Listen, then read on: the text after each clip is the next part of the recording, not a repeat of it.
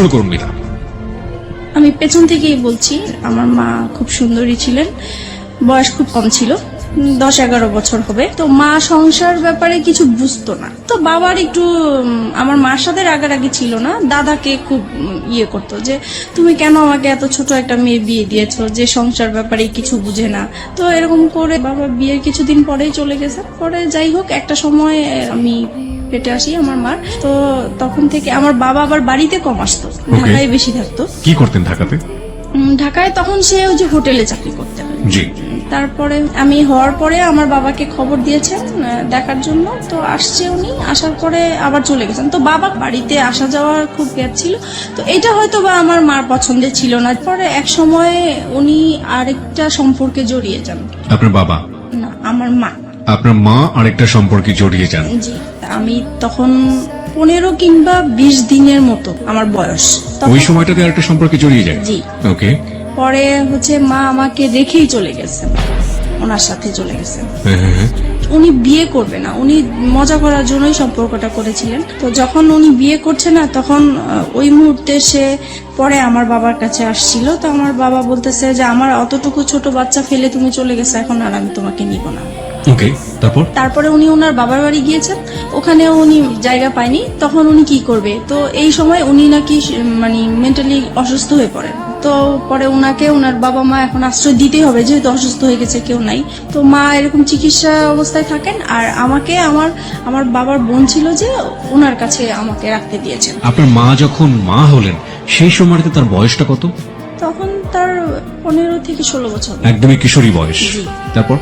তারপরে আমি আমার ফুপুর কাছেই বড় হয়েছি প্রায় 3 বছর পর্যন্ত। তারপরে আমার ফুপু প্রেগনেন্ট হয়ে যায় অবস্থা। তখন বাবা সেই মুহূর্তে কি করবে, পরে বাবা আমাকে ঢাকায় নিয়ে গেল। ঢাকায় নিয়ে যাওয়ার পরে ছোট্ট একটা বাচ্চা, উনি কাজও করতেছেন, আবার ওখানেই আমাকে রাখার ব্যবস্থা করছেন। তো হচ্ছে না আসলে বিষয়টা। পরে বাবা যেখানে থাকতো সেখানে আরেকটা ইয়েকে পছন্দ হয়, মানে দ্বিতীয়বার ওনাকে বিয়ে করেন। তো এইভাবে বিয়ে দেওয়ার পরে ফার্স্ট ওয়াইফের সাথে কি ডিভোর্স হলো আপনার বাবার? হ্যাঁ, ওটা তো ডিভোর্স। প্রথম স্ত্রীর সাথে ডিভোর্স হয়ে গেল। জি। ওকে। তারপরে তো এখন এই মার সাথেই সম্পর্ক। তারপরে মা আমাকে পালতেছে ভালোই, নিজের মেয়ের মতোই আদর যত্ন করছে। তো একসময় আমার এই মাও প্রেগনেন্ট হয়ে যায়। তারপরে তো ওনারও একটা মেয়ে হয়। এই মেয়ে হওয়ার পর থেকে আমি এখন বুঝতে পারছি যে একটু ভালোবাসাটা যেন ডিফারেন্ট হয়ে গেছে, আগের মতো না। কিন্তু তারপরও মনে হয় নাই, মানে আমি তখন জানতামও না যে সে আমার সেকেন্ড মা বা কিছু, লোকের কাছে শুনতাম। তারপরে যাই হোক, এরকম করে অনেক বছর হয়ে গেছে। তারপরে এক সময় আমার বাবা মানে বলছে যে আমি তো আর এখানে হচ্ছে না, আমি একটু দেশের বাইরে যাব। তো উনি দেশের বাইরে চলে গেলেন। উনি এভাবে টাকা পাঠাচ্ছেন। আমার মা আবার অত শিক্ষিত ছিল না, টাকা পয়সার হিসাব টিসাব রাখতে পারেনি। তো বাবার মাঝখানে খুব অসুস্থ হয়ে যায়। অসুস্থ হওয়ার পরে থেকে উনি চলে আসার পরে বাবার ধারণা ছিল যে তার ব্যাংকে হয়তোবা কিছু টাকা আছে যেটা দিয়ে উনি কিছু করতে পারবেন। তো বাবা এসে দেখে যে আসলেই কোনো টাকা পয়সা নাই। তারপর থেকে তো মার সাথে মানে রাগারাগি, তারপরে মারধর করে একটা সময় মাকে। এগুলো আপনি নিজের চোখে দেখেছেন? নিজের চোখে দেখেছি। মানে বাবার ধারণা ছিল যে আমার মা হয়তোবা তার বাবার বাড়ি টাকাগুলো দিয়ে দিয়েছেন এর জন্য। তো এর জন্য খুব মারধর হতো। এই বিষয়গুলো আমার খুব মানে ব্রেনে কাজ করতো যে কেন এরকম হলো। তো এগুলো দেখতে দেখতে একসময় খুবই অসুস্থ হয়ে যায় আমি। তো আমার বাবার দুঃসম্পর্কে একটা ভাই আছেন, উনি হচ্ছে ডাক্তার কম্পাউন্ডারে চাকরি করতেন। তো আমাকে বলেছে তুমি যেহেতু অসুস্থ হয়ে গেছো, তাহলে চলো তুমি আমার ডাক্তার তোমাকে দেখাবো। তো গিয়েছি, ওখানে আমার প্রেশার মাপে প্রচুর হাই প্রেশার হয়ে গেছে। তো উনি বলতেছে ওষুধ দিয়েছেন কিছু, আর এমনিতে সাজেস্ট করেছেন যে যদি বাইরে কোথাও বেরিয়ে আসে তাহলে ভালো হবে। তো তখন আমার ওই চাচাটা বলতেন যে ঠিক আছে, তাহলে চলো আমার বোনের বাড়ি তুমি বেড়ায় আসবা। তো বাবাকে বললো, পরে আমি ওখানে গিয়েছি। ওখানে যাওয়ার পরে হচ্ছে ওই চাচার বোনের হচ্ছে ননদের ছেলের সাথে আমার পরিচয় হয় ওখানে। ওকে।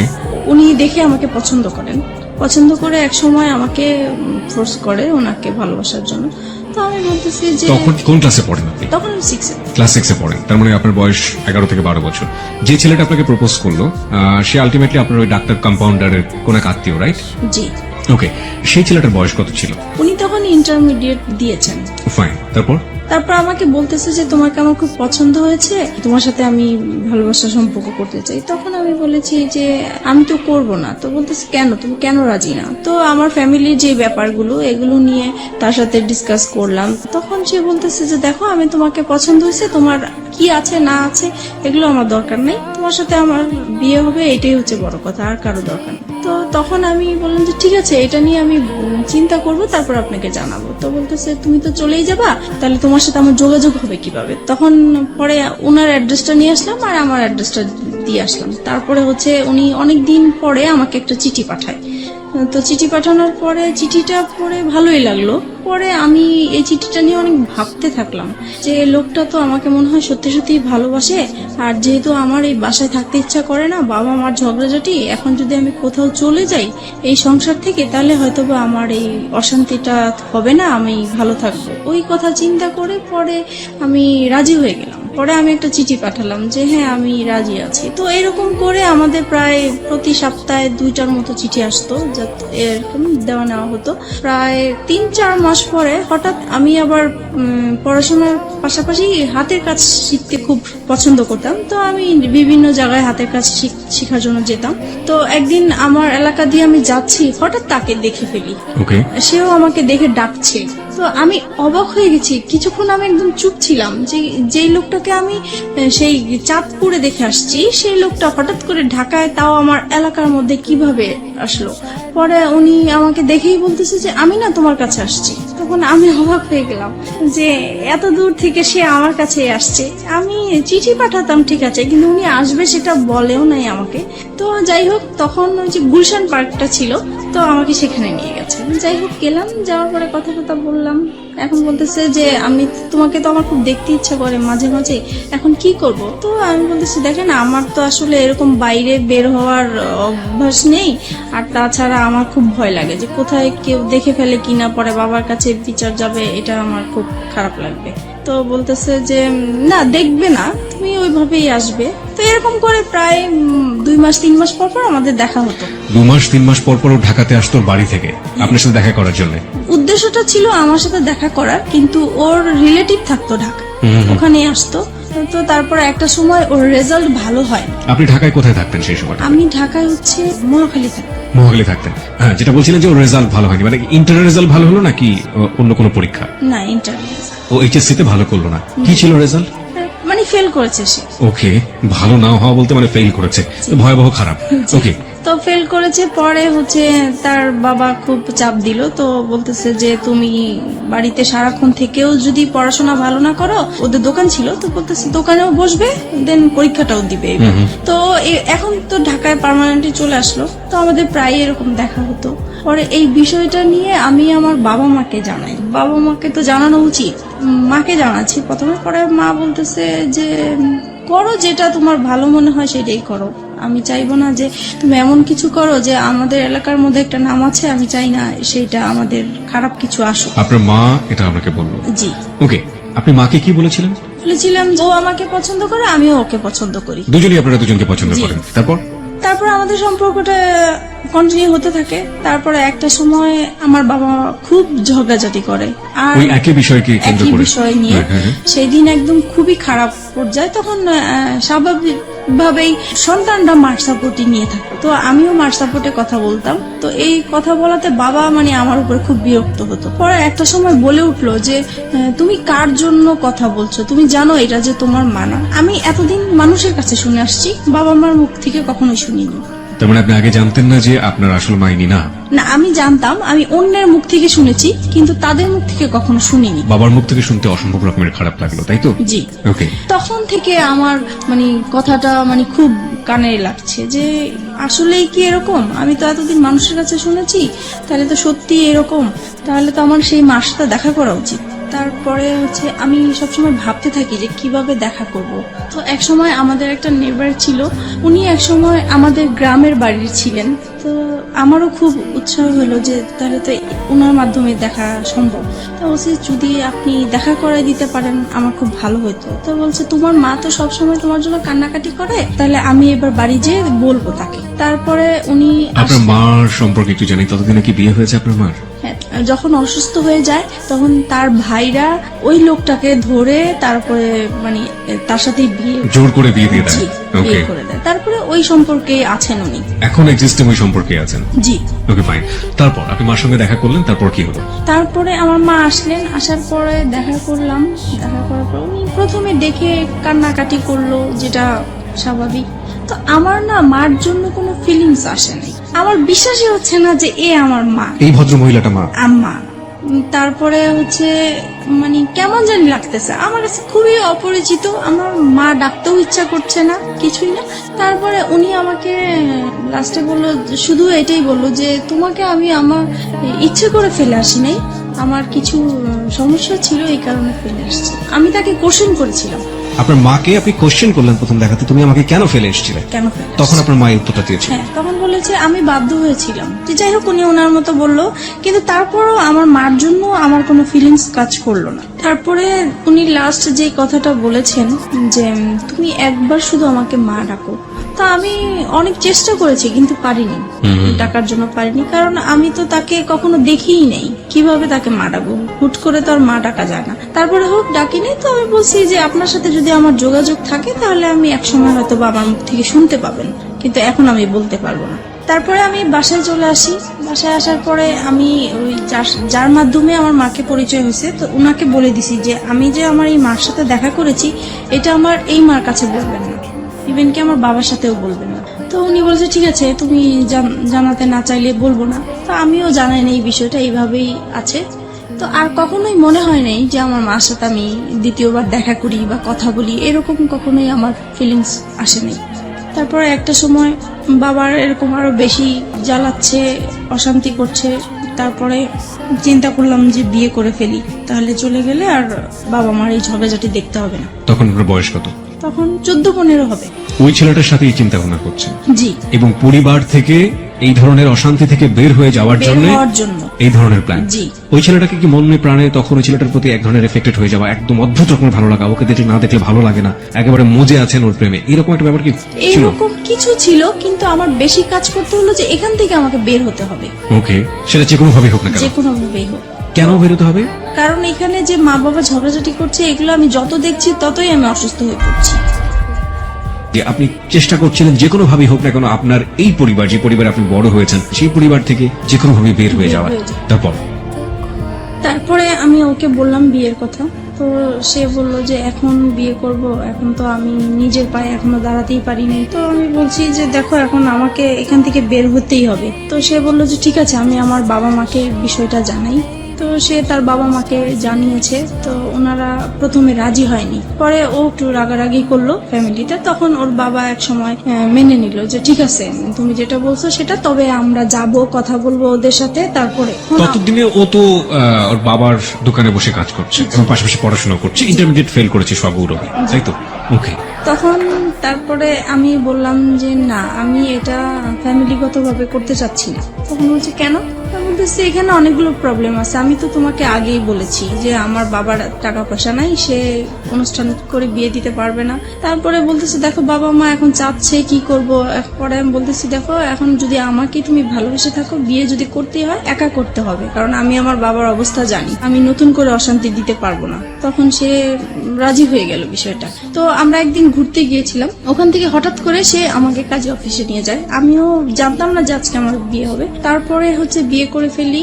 তখন আমার 18 বছর হয়নি, কিন্তু ওখানে 18 বছর দেওয়া হয়েছে। 3 লাখ টাকা কাবিননামা হয়।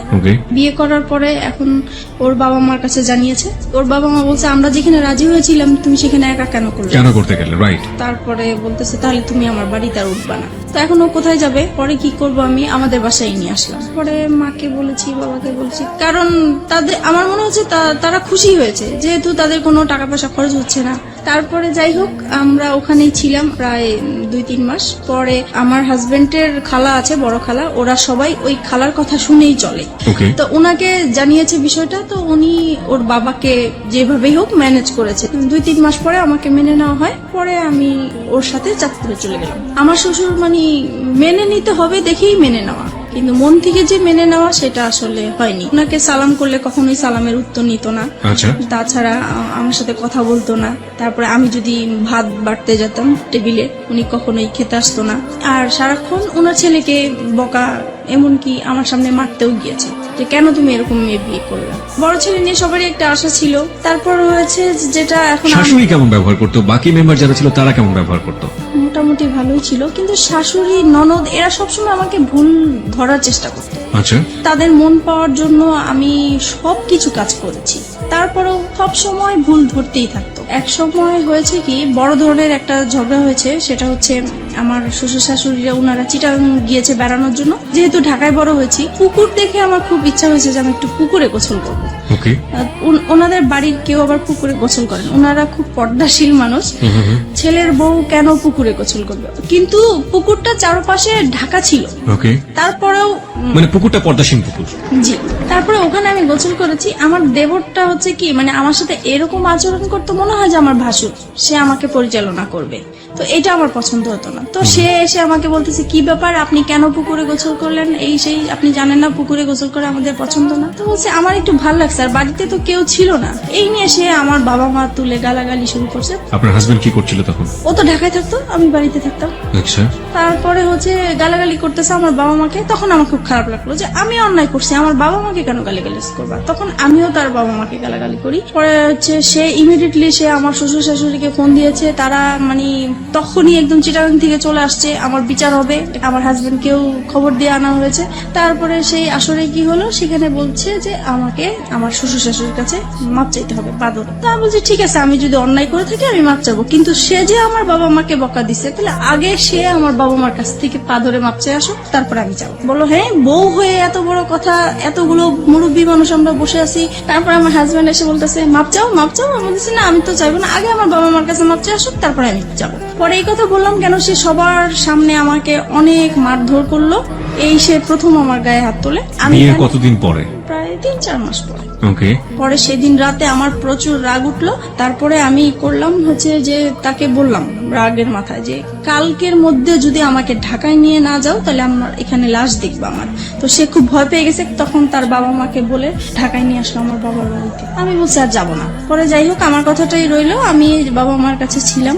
এক সময় পরে বাবা আবারও সেই তো ঝগড়াঝাটি আছেই বাবার সংসারে। তখন একদিন আমি খুব রাগ হইলাম বাবার সাথে। তখন বাবা আমাকে বলেছে যে তুমি এখন অন্যের হয়ে গেছে, এখন আর আমাদের কেউ না, তুমি আমাদের সংসারে কিছু বলতে আসবা না। এই সে আরো কিছু বকা দিল আমাকে। পরে বলতেছে, বাবা বলতেছে তুমি কালকের মধ্যে আমার ঘর থেকে বের হয়ে যাবে, আমি কালকে যেন তোমাকে আর দেখতে না চাই। পরে মা বলতেছে যে তোর বাবা তো অনেক রেগে গেছে, তাই কাজ কর, আমি তোকে একটা আলাদা বাসা নিয়ে দেই, ও আসলে পরে ওকে বলবো আমি সবকিছু।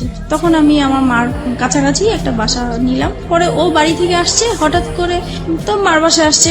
এখন দেখতেছে আমি নাই। তো মাকে জিজ্ঞেস করলো কি ব্যাপার, ও কোথায়? তো বলতেছে ও তো আলাদা বাসা নিয়েছে। তখন তো সে খেপে গেল, হ্যাঁ কেন সে বাসা নিবে? সে তো আমাকে বলেছিল যে তার বাবার বাড়ি অন্তত 2 থেকে 3 বছর থাকবে, তারপরে সে আলাদা কিছু করবে। এখনই সে করলো, আমার তো কিভাবে কি করবো আমি।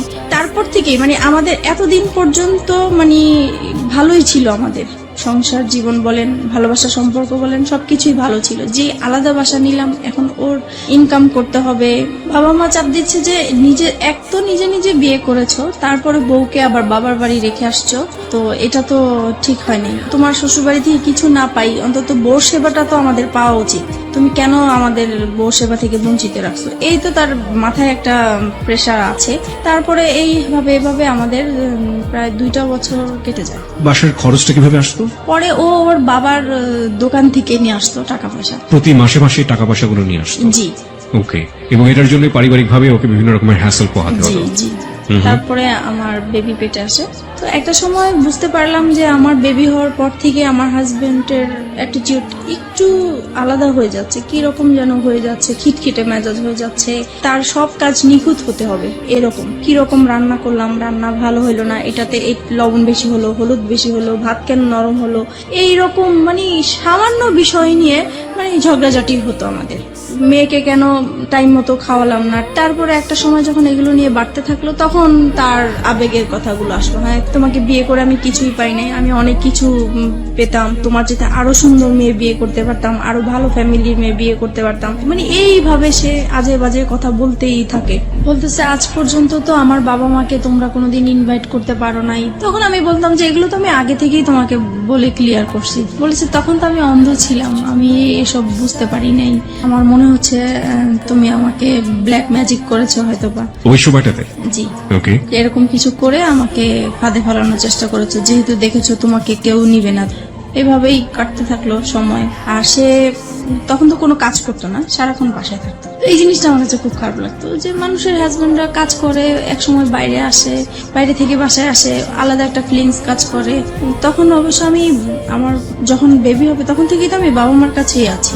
পরে এক সময় এটা নিয়ে বাবা মা আমার উপরে রাগ করে যে তুমি এতদিন আমাদের ঝগড়া দেখে তোমরা এরকম করছো, এখন তোমরাও ঝগড়া করতেছো। তখন কি করবো আর, করে একদিন বাবা প্রচুর ঝগড়া করে মার সাথে। তখন আমি বলতেছি কি যে তুমি এরকম ঝগড়া করো না, তোমার জামাই পাশের রুমে থাকে, খারাপ বলে ঝগড়া করো না, যদি ঝগড়া করতে হয় তাহলে এই বাড়িতে আর আসবে না, তুমি অন্য কোথাও চলে যাও। তো বাবার মাইন্ডে খুব লাগছে যে মেয়ে হয়ে আমাকে এই কথাটা বললো। পরে বাবা আমাদেরকে ছেড়ে চলে গেছে, তো ও আলাদা বাসা নিবে এখন। পরে এমন আলাদা বাসা নিবা তো তুমি কি করবা, তুমি কোত্থেকে কি চালাবা? তখন বলতেছে যে আমি একটা দোকানপাট নিব, এখন বাবার থেকে আলাদা হয়ে আসছি, দোকানপাট নিব। তো ঠিক আছে চলো। পরে আমরা আমার মেয়ে হওয়ার পরে আলাদা বাসা নিই। সংসারে অশান্তির উপর অশান্তি।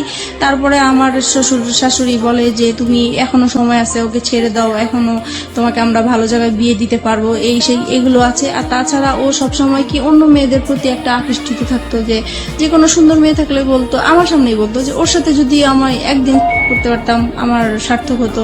পরে ঝগড়া হলেই মাঝে মাঝে বলতো যে আমাকে অনেকেই বিয়ের প্রস্তাব দিয়েছে, প্রেমের প্রস্তাব দিয়েছে, আমি তাদেরকে বিয়ে করিনি, আমি অনেক বড় ভুল করেছি, এই সে এগুলো বলতো। এগুলো আমার খুব খারাপ লাগতো, এগুলো নিয়ে আমাদের সংসারে খুব অশান্তি হতো। বিশেষ করে ও বাসায় থাকতো, এই জিনিসটা আমি একদমই পছন্দ করতাম না, ও কোনো কিছু করতো না। পরে এক সময় কি হয়, নতুন একটা মার্কেটে দোকান নিয়েছে, ওইটা মার্কেটটা ভালো করে স্টার্ট হয় নাই, তাই দোকানও ভালো চলে না, তো দোকানটা ছেড়ে দিল শেষ পর্যন্ত। তারপরে যেটা হয়েছে, এক এক করে ও যেটাই হাত দেয় সেটাই লস হয়। এইভাবে ওর বাইরের যেই অশান্তি হলে সেটা ঘরের মধ্যে নিয়ে আসবে। তারপরে সে শেয়ার বাজারে ঢুকলো। তারপরে শেয়ার বাজারে তো খুব অবস্থা খারাপ ছিল, সেটা নিয়ে বাসায় খুব ঝগড়াঝাটি হতো, তার মন খারাপ হতো। যদি বাসায় কিছু লাগতো বলতাম, তখনই সে খেপে যেত। তারপরে বলতো যে তোকে বিয়ে করে আমার ভাগ্যটা খারাপ হয়ে গেছে, আগে তো এরকম খারাপ ছিল না। একটা জিনিস যেটা আমি বুঝতে পারছি মিতা, সেটা হচ্ছে যে ভেরি ক্রিটিক্যাল মোমেন্ট যাচ্ছে আপনাদের সংসারে। জি। অভাব-অনটন রয়েছে, জি। মনোমালিন্য আসছে, জি। কিছুদিন পর পরই ঝগড়াঝাটি হচ্ছে, এবং বয়স তো দুজনের কমই আছে, গাইডেন্স করার মতো কেউ নেই ওখানে, জি। এবং একের পর এক ভুলের জন্ম হচ্ছে, তাই তো? ওকে, তারপরে যেটা হচ্ছে, আর আরেকটা জিনিস, ওর আর আমার ঝগড়াঝাটি হলে মারামারি হয়, ঠিক আছে, ও আমাকে বকে, আমি ওকে বকি, কিন্তু আমার কথা হলো যে আমরা ঝগড়াঝাটি করবো সেটা আমাদের ভিতরেই থাকবে। ও কি করে, সাথে সাথে ওর বাবা মাকে ফোন দিয়ে দিবে যে এরকম এরকম হচ্ছে, ওর সাথে আর আমার হচ্ছে না, তোমরা কি করবা, এসে করো, এই আর কি। এটা নিয়ে অশান্তি থাকে। তারপরে আমি যদি কম্প্রোমাইজের জায়গাতে আছি, লাইক একটা যেটা হচ্ছে যে এক হাতে তো কখনো তালি বাজে না। তালি আপনি একটু বাজে। আগে বললেন যে জি। আপনিও ঝগড়া করতেন, ও করতো, হ্যাঁ। দুজনে মিলেই ঝগড়া হতো। জি। কিন্তু কথা হচ্ছে যে যদি কম্প্রোমাইজের জায়গাতে আসি, যে সফট হওয়া, আগে থেকে একটু কম্প্রোমাইজ করে নেয়া, পরিস্থিতিটাকে শান্ত করা, সেই কাজটা সবচেয়ে বেশি কে করতো? কেউ করতাম না, মানে আপনা আপনি হয়ে যেত? হয়ে যেত। আমি কথা না বলার চেষ্টাই করতাম, কিন্তু ও এসে আমার রাগ ভাঙাতো। তার মানে ওই আপনাকে রাগ ভাঙানোর চেষ্টা করতো? জি। এটা নিঃসন্দেহে তার একটা ভালো গুণ। জি। কারণ রাগ করাটা খুব সহজ, কিন্তু রাগ ভাঙানো কিন্তু খুবই খুবই কঠিন একটা ব্যাপার, এবং সেটা নিজেকে স্যাক্রিফাইস করে এই চেষ্টাটা যারা করে, আমার মনে হয় যে এটা একটা স্পেশাল গুণ তাদের। ওকে, তারপরে আমি কথায় কথায় ওকে বলতাম যে তুমি আমাকে ডিভোর্স দাও। ও ডিভোর্স দিতে চাইতো না, তো সেই জন্য ওর বাবা আমাকে বলছে, তখন বলছে যে ঠিক আছে তুমি আরেকটা বেবি নাও, তাহলে দুইটা বেবি হয়ে গেলে ও ব্যস্ত থাকবে, তখন আর কোথাও যাওয়ার কথাও বলবে না। তো সেই হিসাবে আমাদের আরেকটা বেবি হয়। আমার ইচ্ছা ছিল না বেবিটা নেওয়ার, ওর ইচ্ছাতেই বেবিটা নেওয়া হলো। ওর মামার বাসা পাশে ছিল, ওর মামার বাসাতে আমরা আমার হসপিটাল থেকে এসে সরাসরি ওর মামার বাসায় উঠলাম। আমার বোন তখন এসএসসি পরীক্ষা দিচ্ছে, মাঝখানে ওর কিছু গ্যাপ ছিল, তো সেই গ্যাপের মাঝে আমার কাছে আসছে। আবার অনেক গেস্টও আসছে, জায়গা ছিল না। তো আমার হাজবেন্ড বলতেছে কি যে এখানে তো জায়গা নেই, ওকে নিয়ে আমি আমাদের বাসায় চলে যাব। কথা ছিল খাওয়া দাওয়া করে সবাইকে নিয়ে যাবে, কিন্তু সে আমার বোনকে খাইয়ে টাইয়ে নিয়ে আগেই চলে গেছে। তারপর যাই হোক এরকম গিয়েছে, হঠাৎ করে সে আর কি মানে আমার বোনের সাথে সে একটা অনৈতিক কাজ করতে গিয়েছিল। সেটা আমি বুঝতে পারি নাই, আমি 3 মাস পর জানতে পেরেছি। আপনি 3 মাস পরে এটা জানতে পারেন? জি। কিভাবে জানতে পারেন? আমি ও আসতো না তো, গ্যাপ ছিল, তখন আমি জিজ্ঞেস করছি কি ব্যাপার, ও আমার বাসায় আসে না কেন? আমি তো এরকম কিছু করি নাই যে ও আসা বন্ধ করে দিবে। তখন মা বলতেছে যে ও আর যাবে না তোমাদের বাসায়। তখন আমি বললাম যে কেন যাবে না? তখন সে কথাই বললো আর কি। তার মানে আপনার বোন গিয়ে আপনার মাকে বলেছিল এবং পরবর্তীতে আপনার মা আপনি জিজ্ঞেস করার প্রেক্ষাপটে আপনাকে এটা জি, বলেছিল। জি। এই যে ঘটনাটা যখন আপনার হাজবেন্ড এরকম কাজ করলো, তখন আপনাদের সাথে মানসিক যে সম্পর্ক হাজবেন্ড ওয়াইফের মধ্যে, সেই সম্পর্ক কি অবস্থায় ছিল? তখন তো খারাপ ছিল। খুব খারাপ অবস্থায় ছিল। জি। ওকে, তারপর? তারপরে এটা জানার পরে আমি ওকে প্রশ্ন করলাম যে তুমি এরকম কিছু করেছো কিনা? তো সে বলতেছে যে না, আমি এরকম কিছুই করি নাই। তারপরে সে উল্টা আমাদেরকে বলতেছে যে তোমার মা তোমার বোনের নামে আমি মানহানি মামলা করব, কেন তোমরা আমার নামে এরকম কিছু করেছো? তখন আমি অবাক হয়ে গেলাম যে সে অন্যায়টা করলো, তারপরও স্বীকার করতেছে না। আর আমার মা বোন কখনোই মিথ্যা বলবে না, আর নিজের মান সম্মান নিয়ে তো কখনোই মিথ্যা বলার প্রশ্নই আসে না। তারপর এক সময় আমি আত্মহত্যা করার চেষ্টা করলাম, বাসা থেকে বের হয়ে যাচ্ছি, রাগ হয়ে যে তার সাথে আমি আর থাকবো না, সে এরকম একটা কাজ করতে পারলো। তারপরে আমি যখন বাসা থেকে বের হয়ে যাচ্ছিলাম, তখন সে আমার হাতে পায়ে ধরে মাপ চাইলো, বলতেছে সরি আমার ভুল হয়ে গেছে, আমি আর এরকম কিছু করব না, কিন্তু তুমি কাউকে বলো না, আমার আত্মীয় স্বজন কাউকেই বলবা না তুমি। তারপরে যাই হোক আমি আবারও সংসার এইভাবেই করতে থাকলাম। তো কিন্তু আমি যতই চেষ্টা করতেছি সংসার করার জন্য, যতই অশান্তি হোক না কেন, কিন্তু সে একের পর এক ঝগড়াঝাটি অশান্তি আছে। আমার পরে লাস্টের দিক দিয়ে আর ভাল লাগলো না, প্রচুর মারামারি হতো আমাদের। আপনিও মারতেন? আমিও মারতাম। দুজন মিলে মারামারি করতেন? জি। ওকে। তারপরে এরকম অশান্তি ভাল লাগতো না, মন সবসময় খারাপ থাকতো। তাছাড়া আর ও খুব বেশি যন্ত্রণা করতো। আমি নাকি বেশি ঘুমাই, আমি খুব অলস, ঘরে কাজ করতে চাই না, ঘুমালে উঠতে চাই না। তারপরে টিভি দেখি আমি খুব বেশি, আমার খুব বাজে অভ্যাস, আমার জন্য আমার সন্তানরাও নষ্ট হয়ে যাচ্ছে। এগুলো নিয়ে খুব। আপনারা যে মারামারি করতেন আপনাদের ছেলেমেয়েদের সামনে মারামারি করতেন? হ্যাঁ, সামনেই করতাম। ওরা খুব ভয় পেত, কান্নাকাটি করতো, কিন্তু কিছু করার ছিল না, হয়ে যেত। ফিরে যাচ্ছে মিতার কাছে। মিতা, তারপর কি হলো? পরে এক সময় রোজার ঈদ সামনে আসলো, ঈদের শপিং করা নিয়ে আবার আমাদের খুব ঝগড়া হলো, মাঝখানে মারামারি এইরকমই। আর সে সব সময় ঈদের সময় সে বাড়িতে যায় ঈদ করে, আর আমি বাচ্চাদেরকে নিয়ে ঢাকায় ঈদ করি। আমি বাড়িতে যেতে চাই না, বাচ্চারাও বাড়িতে যেতে চায় না, তাই আমাদের আর যাওয়া হয় না। কিন্তু সে তার বাবা মার সাথে ঈদ করবে, সেজন্য প্রত্যেকটা ঈদই সে তার বাবা মার সাথেই করে। আমরা বেশি দামি দামি জিনিস চাই, আগে কম দামি জিনিস পরেছি, এখন কেন উপরের দিকে নজর আমার, এইভাবে ঝগড়াঝাটি হয়। তারপর সে বাড়িতে চলে যায়। অশান্তির জন্য আমি ভাল লাগতো না দেখে, তাই একটু হাতের কাজ করা শুরু করেছিলাম। তো হাতের কাজের বিজ্ঞপ্তি দিয়েছিলাম, বিজ্ঞপ্তির জন্য আমার মোবাইল নাম্বারটা শো করা হয়েছিল একটা কাগজে, লিফলেট। জি। তারপরে ওগুলা শেখানোর জন্য নাম্বার দিয়েছিলাম। তো আমি ভাবছি ওখান থেকে হয়তোবা ফোন টোন এসছে। তো রিসিভ করেছি, একটা লোক আর কি এরকম দুষ্টামি করতেছে, কথা বলতেছে। তো আমি বলছি আপনি কিসের জন্য ফোন করেছেন? বলতেছে এমনি আমার ভালো লেগেছে তাই ফোন করছি। তো আমি পরে ফোনটা রেখে দিছি, আমি আর কথা বলি নাই। তো উনি প্রায় এরকম 2-3 দিন ফোন দিত। তারপরে এক সময় বলতেছে যে আসলে আমি আপনার সাথে ফ্রেন্ডশিপ করতে চাই। সেই সময় কি আমার তো মন মেজাজ খারাপ ছিল, ভালো লাগতো না। তখন কেন জানি হঠাৎ করে মনে হয়েছে যে সে শুধু ফ্রেন্ডশিপ করতে চায়, কথাই বলতে চায়, তাই কথা বললে সমস্যা কি? সপ্তাহখানিক কথা বলেছি। পরে একদিন সে আমাকে বলতেছে কি যে আপনাকে আমি দেখতে চাই একটু। যাই হোক আমরা রাজি হয়েছি দেখা করার জন্য। দেখা করতে গিয়েছে আমার বাসায়। এক সপ্তাহের মধ্যে আপনি রাজি হয়ে গেলেন? জি। তারপরে দেখা করলাম। পরে সে আমাকে একটা কথা বললো যে আচ্ছা আমরা তো ফ্রেন্ডশিপ আছি, আমরা কি ফ্রেন্ডশিপের বাইরে অন্য কিছু করতে পারি? তো আমি বলছি কিরকম? বলতেছে যা হয় আর কি। তো আমি বুঝতে পারছি উনি খারাপ কিছু ইঙ্গিত দিয়েছে আমাকে। তো আমি বলছি না, এটা আমার পক্ষে সম্ভব না। তারপর এই বলে আমি পরে ওখান থেকে তার সাথে আমার সম্পর্ক শেষ হয়ে গিয়েছে। Fine, let me no one thing. আপনার সম্পর্কে উনি কতটুকু জানতেন? আপনার যে 2 সন্তান হ্যাঁ, আছে। আমি সবই বলেছি। আমাদের কথা এগুলোই হতো, আমার সংসারে কি হয়েছে না হয়েছে, আমার কিভাবে বিয়ে হয়েছে। আপনি সবকিছুই এক সপ্তাহের মধ্যে তাকে শেয়ার করে দিয়েছেন? জি।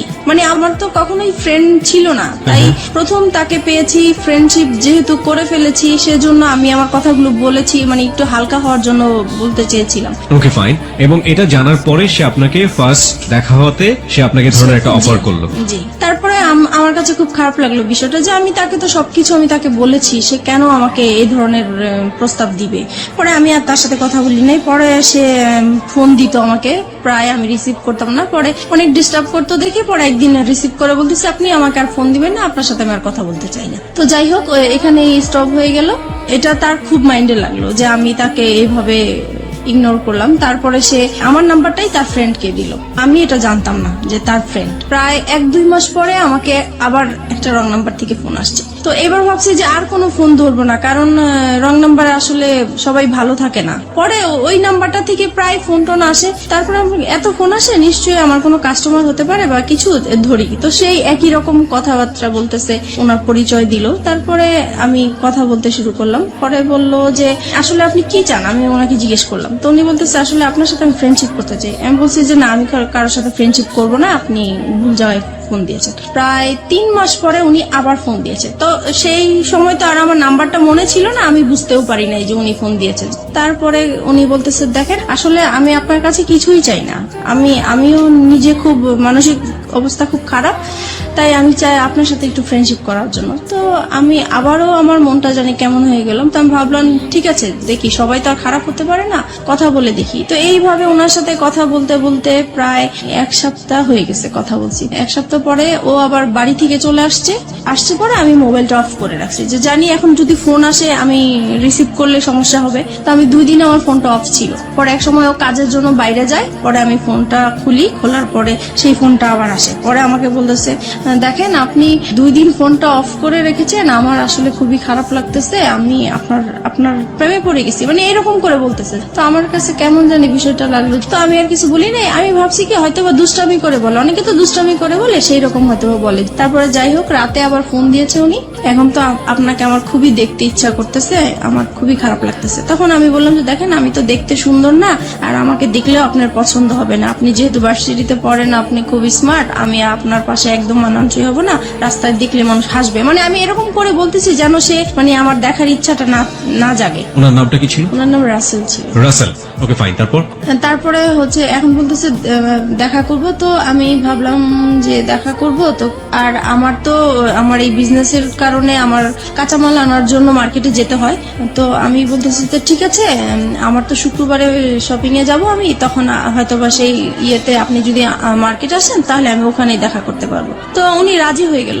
নির্দিষ্ট জায়গা বললাম, ওখানে উনি গাড়ি নিয়ে দাঁড়িয়েছিল আমার জন্য। তারপর ওনাকে দেখে মানে আমি খুব অবাক হয়ে গেলাম যে অনেক সুন্দর লোকটা। উনি আমাকে দেখে হাসতেছে মিটমিট করে। তো আমি জিজ্ঞেস করলাম আপনি কেন হাসতেছেন? বলতেছেন আপনি তো ফোনে অনেক কিছুই বলছেন, আপনি তো অনেক সুন্দর। তো যাই হোক, এভাবে কথা বলতে বলতে পরে উনি বললো আর কি যে ওনার একটা সম্পর্ক একসাথেই পড়াশোনা করতে একটা মেয়ের সাথে, ওনার সাথে সম্পর্ক নষ্ট হয়ে গিয়েছে, তাই ওনার তারপরে উনি ব্যবসা করতো, যে ওনার ব্যবসায় লস খেয়েছে, সবকিছু মিলিয়ে ওনার খুব অশান্তি, মন ভালো না, তাই সেজন্য একটা ফ্রেন্ড চায়। তো আমার সাথে এই জন্য ফ্রেন্ডশিপ করেছে। প্রত্যেক শুক্রবারই আমরা দেখা করতাম ওনার সাথে। তখন আপনি হাজবেন্ডের সাথে থাকতেন? জি। আপনার হাজবেন্ড এগুলো জানতো? কেউই জানতো না। কন্টিনিউয়াসলি আপনি গোপন করে যাচ্ছেন বিষয়গুলো।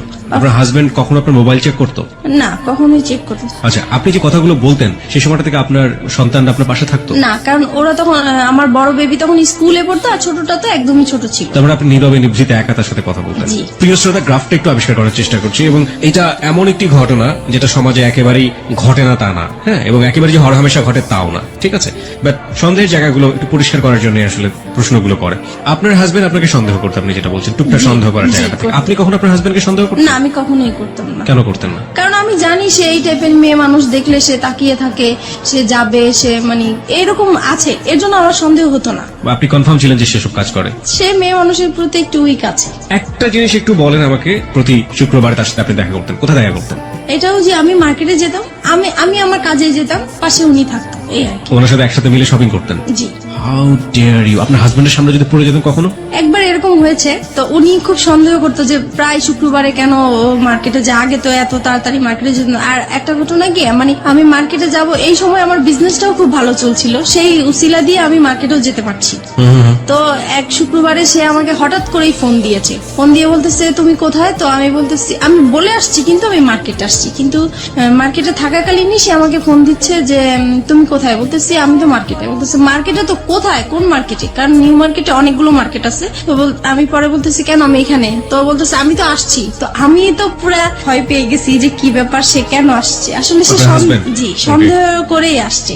তো তাড়াহুড়া করে ওকে বলে দিছি তুমি এখন যাও, আমার হাজবেন্ড চলে আসছে, এখন কিছু করার নাই। তো ও মন খারাপ করে চলে গেছে। পরে আমি তো আমার শপিং করতেছি, তো ও আর বুঝতে পারে নাই, এভাবেই হয়েছে। Okay fine. আমি একটু বলি, ওই সময়টা পর্যন্ত কতদিন যাবত রাসেলের সাথে আপনার সম্পর্ক? ওই সময়টা, ওই শুক্রবার পর্যন্ত? ওই শুক্রবার পর্যন্ত 1-1.5 মাস তো হবেই। 1-1.5 মাস। জি। এই 1-1.5 মাস আপনি কন্টিনিউয়াসলি আপনার হাজবেন্ডের কাছ থেকে এই জিনিসটা গোপন করে যাচ্ছেন। বাই হার্ট আপনি এটা মনে করেন ইললিগাল রিলেশনশিপ, রাইট? অবৈধ কিনা সেটা তো বুঝতে পারতাম না, শুধু এটা বুঝতাম যে এটা করাটা ঠিক হচ্ছে না। কিন্তু সেই মুহূর্তে আমার ভালো লাগতো, তার সাথে কথা বলতে ভালো লাগতো, তার সাথে দেখা করতে ভালো লাগতো। সেই ভালো লাগার কারণেই আমি তার সাথে কথা বলেছি, দেখা করেছি।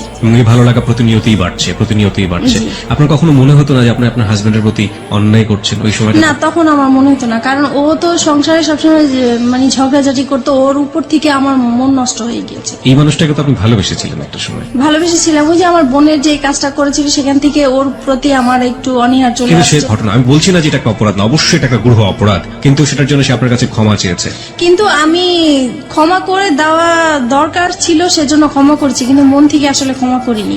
আপনি এই মানুষের সাথে রাগ করে আপনি এইভাবে এই কাজগুলো করছেন, ব্যাপারটা কি আসলে এটাই ছিল, নাকি আলটিমেটলি আপনার জায়গা থেকে আপনি কাউকে ফিল করতেন যে আমার এরকম একজন মানুষ দরকার যে মানুষের সাথে আমি শেয়ার করতে যেটা পারি? হয়েছে, ওর প্রতি তো একটা রাগ অভিমান ছিলই আমার, হ্যাঁ। সেটা তো ছিলই, কিন্তু মানে আমার যে ভালোবাসা, যেই একটা চাহিদা ছিল কারোর সাথে ভালোভাবে সম্পর্ক হবে, ওই চাহিদা থেকেই যখন আমি পেয়ে গেছি, ওনার কাছ থেকে ভালো ভালো কথা পাচ্ছি, আমার হাজবেন্ডের সাথে ওর সাথে আমি অনেকটা মিলানোর চেষ্টা করতাম যে তার কাছে আমি কি গ্যাপ পেয়েছি বা তার কাছে আমি কি পাচ্ছি, তখন মনে হচ্ছে যে ওই বেটার আমার। আপনি দেখুন, আপনার সন্তান আছে তখন দুটো, রাইট? জি।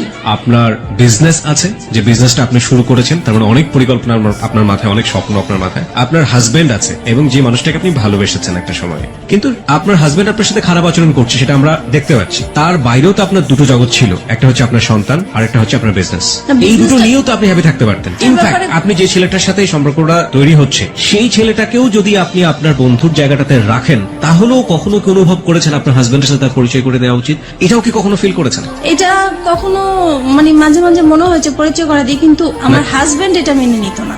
একটা হচ্ছে পারিবারিক সত্তা, যেখানে হাজবেন্ড আছে, সন্তান আছে এবং তার বিজনেস আছে, সে একটা না একটা দিক নিয়ে ব্যস্ত থাকতেই পারে। আরেকটা হচ্ছে মানবিক সত্তা, মনের জায়গাটা, লং টার্ম হাজবেন্ডের সাথে খারাপ রিলেশনশিপ, সেই জায়গাটায় একটা বিশাল রকমের ক্ষত তৈরি হয়েছে এবং সেই ক্ষতর জায়গাটাতে সে কেউ একজন নক করেছে। সেটা হাজবেন্ড ওয়াইফ রিলেশনশিপের মতো না, কিন্তু একটু ভালো লাগা, একটু অন্যরকম, একটু বন্ধুত্ব, যেটা মন থেকে অবচেতন মনেই ওই ভালো লাগাটার দিকে ধীরে ধীরে ধীরে ধীরে এক ধরনের রাষ্ট্র পৃষ্ঠে জড়িয়ে পড়ার দিকে জড়িয়ে যাচ্ছে। এই দুটো জিনিস আমরা যখন নর্মালি শুনি, আমরা কিন্তু এই সেকেন্ডটাকে কোনোভাবেই সাপোর্ট করতে পারি না, বাট ও সেকেন্ডটার মধ্যে এসেছে, this is the hardest reality. এটাকেও মেনে নিতে হবে, এটা আমাদের সামাজিক ঘটে, কিন্তু আমরা মানি না। কিন্তু কি কারণে ঘটে, সেই কারণটা কিন্তু আমরা আবিষ্কার করে ফেলেছি, এবং এইটা আসলে কতদূর পর্যন্ত গিয়েছে, চলুন সামনের দিকে যাওয়া যাক। তারপরে যেটা হয়েছে, মানে এভাবেই তো ওর সাথে দেখা করছি, কথা বলছি, তারপরে হঠাৎ একবার খুব ঝগড়াঝাটি হয় আমাদের। বিষয়টা হয় হচ্ছে আমার ওই যে বোনের বিষয়টা নিয়ে, ওই ঘটনার পর থেকে যেটা হয়, আমাদের স্বামী স্ত্রীর যে সম্পর্কটা হয়ে থাকে, সেই রকম সম্পর্কতে আমি জড়াতে চাই না, এর জন্য এটা নিয়ে খুব ঝগড়াঝাটি হয়। ও খুব জোর করে আমাকে, আমি রাজি হই না, তারপরে মারামারি হয়, এরকম প্রায়ই হয়। তো একটা সময় হয় কি যে আমি ঘুমিয়ে থাকি, সে ঘুমন্ত অবস্থায় আমার সাথে এরকম কাজ করে। এই বিষয়টা আমার কাছে খুবই খারাপ লাগে। আমি লক করছি এখানে আপনাকে। একটা হচ্ছে যে এই যে ঘটনাটা আপনাদের মধ্যে একটা বিরোধ তৈরি করলো, একটা স্বামী স্ত্রী নামে স্বামী স্ত্রী কিন্তু এক ধরনের সম্পর্ক জি। নেই, এই সময় পর্যন্ত রাসেলের সাথে আপনার সম্পর্ক কতদিনের? 2-3 মাস হবে। 2-3 মাস, মানে সময় বাড়ছে। এই সময়টাতে রাসেলের সাথে আপনার কি ধরনের কথোপকথন হতো? ও তো প্রথমেই আপনাকে ফ্রেন্ডশিপের কথা বলেছে, হ্যাঁ, তারপরে ব্যাপারটা কি ফ্রেন্ডশিপে থেকেছে নাকি ধীরে ধীরে ভালো লাগার জায়গাটায় না, ভালো লাগা এখনো আসেনি, ফ্রেন্ডশিপই চলছিল। ওকে, ফাইন। সে সময় বলতাম হচ্ছে আমাদের সংসারে যেগুলো হতো এগুলো বলতাম। মানে ঘরের নিজের উইক পয়েন্ট গুলো সবসময় তাকে বলতেন, জি জি, যে আমার হাজবেন্ড আজকে এটা করেছে, আমি আজকে এটা করিনি, এরকম হয়েছে, এরকম হয়েছে। হ্যাঁ। তারপরে আমার ভালো লাগার কথাগুলো বলতাম, বা আমি কি আশা করেছিলাম, কি রকম চেয়েছিলাম, এগুলোই বলতাম। ওকে ওকে, আপনার উইক পয়েন্ট গুলো সবসময় একজন। আচ্ছা, এই যে কষ্টের কথাগুলো, পরিবারের কথাগুলো, একেবারে ঘরের মানুষের কথাগুলো, এগুলো শেয়ার করার মতো অন্য কেউ কি ছিল না? না, আমার কখনো তো কোনো ফ্রেন্ডশিপ ছিল না, সেটা তো আমি আগেও বলেছি। This is the great point, প্রিয় শ্রোতা। ওকে, ফাইন। তারপর তাছাড়া ফ্যামিলিকেও বলতে পারতাম না, কারণ যেহেতু একা বিয়ে করেছি, সেজন্য বলার কোনো সুযোগ ছিল না, স্কোপ ছিল না। তো তারপরে একদিন কি হয়েছে, আমাদের আবারও সেই রকম খুব মারামারি হয়েছে আমাদের সংসারের মাঝে। তখন আমি পরে, সেদিন বৃহস্পতিবার রাতে ছিল এরকম, তারপরে আমি তাকে ফোন দিয়েছিলাম শুক্রবারে। মারামারি হওয়ার পরের দিন ফোন দিয়েছে, দেখো ও আজকে আমাকে অনেক মেরেছে, এরকম আমার আর থাকতে ভাল লাগছে না। তখন সে আর কি আমার সুযোগ নিয়ে বলতেছে যে ঠিক আছে, তোমার যেহেতু থাকতে ভাল লাগে না, তুমি তো বিজনেস করোই, তাহলে তুমি চলে আসো, তুমি কেন থাকো, এত মারধর খেয়ে কেন থাকবে, তুমি তোমার বাবা মার কাছে চলে যাও। তখন বলছে আমার বাবা তো সেই কবেই চলে গেছে, বাবা কোথায় আছে খুঁজে পাচ্ছি না, আর মা আছে, মা তো নিজেই খুব কষ্ট করে থাকে, সেখানে আমি কিভাবে যাব। পরে বলতেছে দেখো তুমি 1 মাস মার কাছে কোনো রকম থাকো, তারপরে তুমি যে ব্যবসা করো, নিজে কিছু টাকা জুগিয়ে তুমি নিজেই চলতে পারো। মানে আপনাকে সেপারেট করে দিতে যাচ্ছে আপনার হাজবেন্ডের কাছ থেকে? মানে আমার জন্যই বলছে সে, আমি যেহেতু কান্নাকাটি করি তার কাছে, আমার কথা চিন্তা করে সেই কথা বললো। ওকে। তারপরে আর আমি তো সবসময় এমনিতেও বলি যে ডিভোর্স তাকে দিব বা সে আমাকে দিবে, কিন্তু সে তো রাজি হচ্ছে না ডিভোর্স দেওয়ার জন্য। আমার হাজবেন্ড তো ডিভোর্স দিতে চায় না, আমাকে মারধর করবে, বকাবাদ্য করবে, আবার আমাকে বলবে যে আমার সাথে তার জীবনটা জড়িয়ে নষ্টই হয়ে গেল, কিন্তু সে ডিভোর্স দিবে না।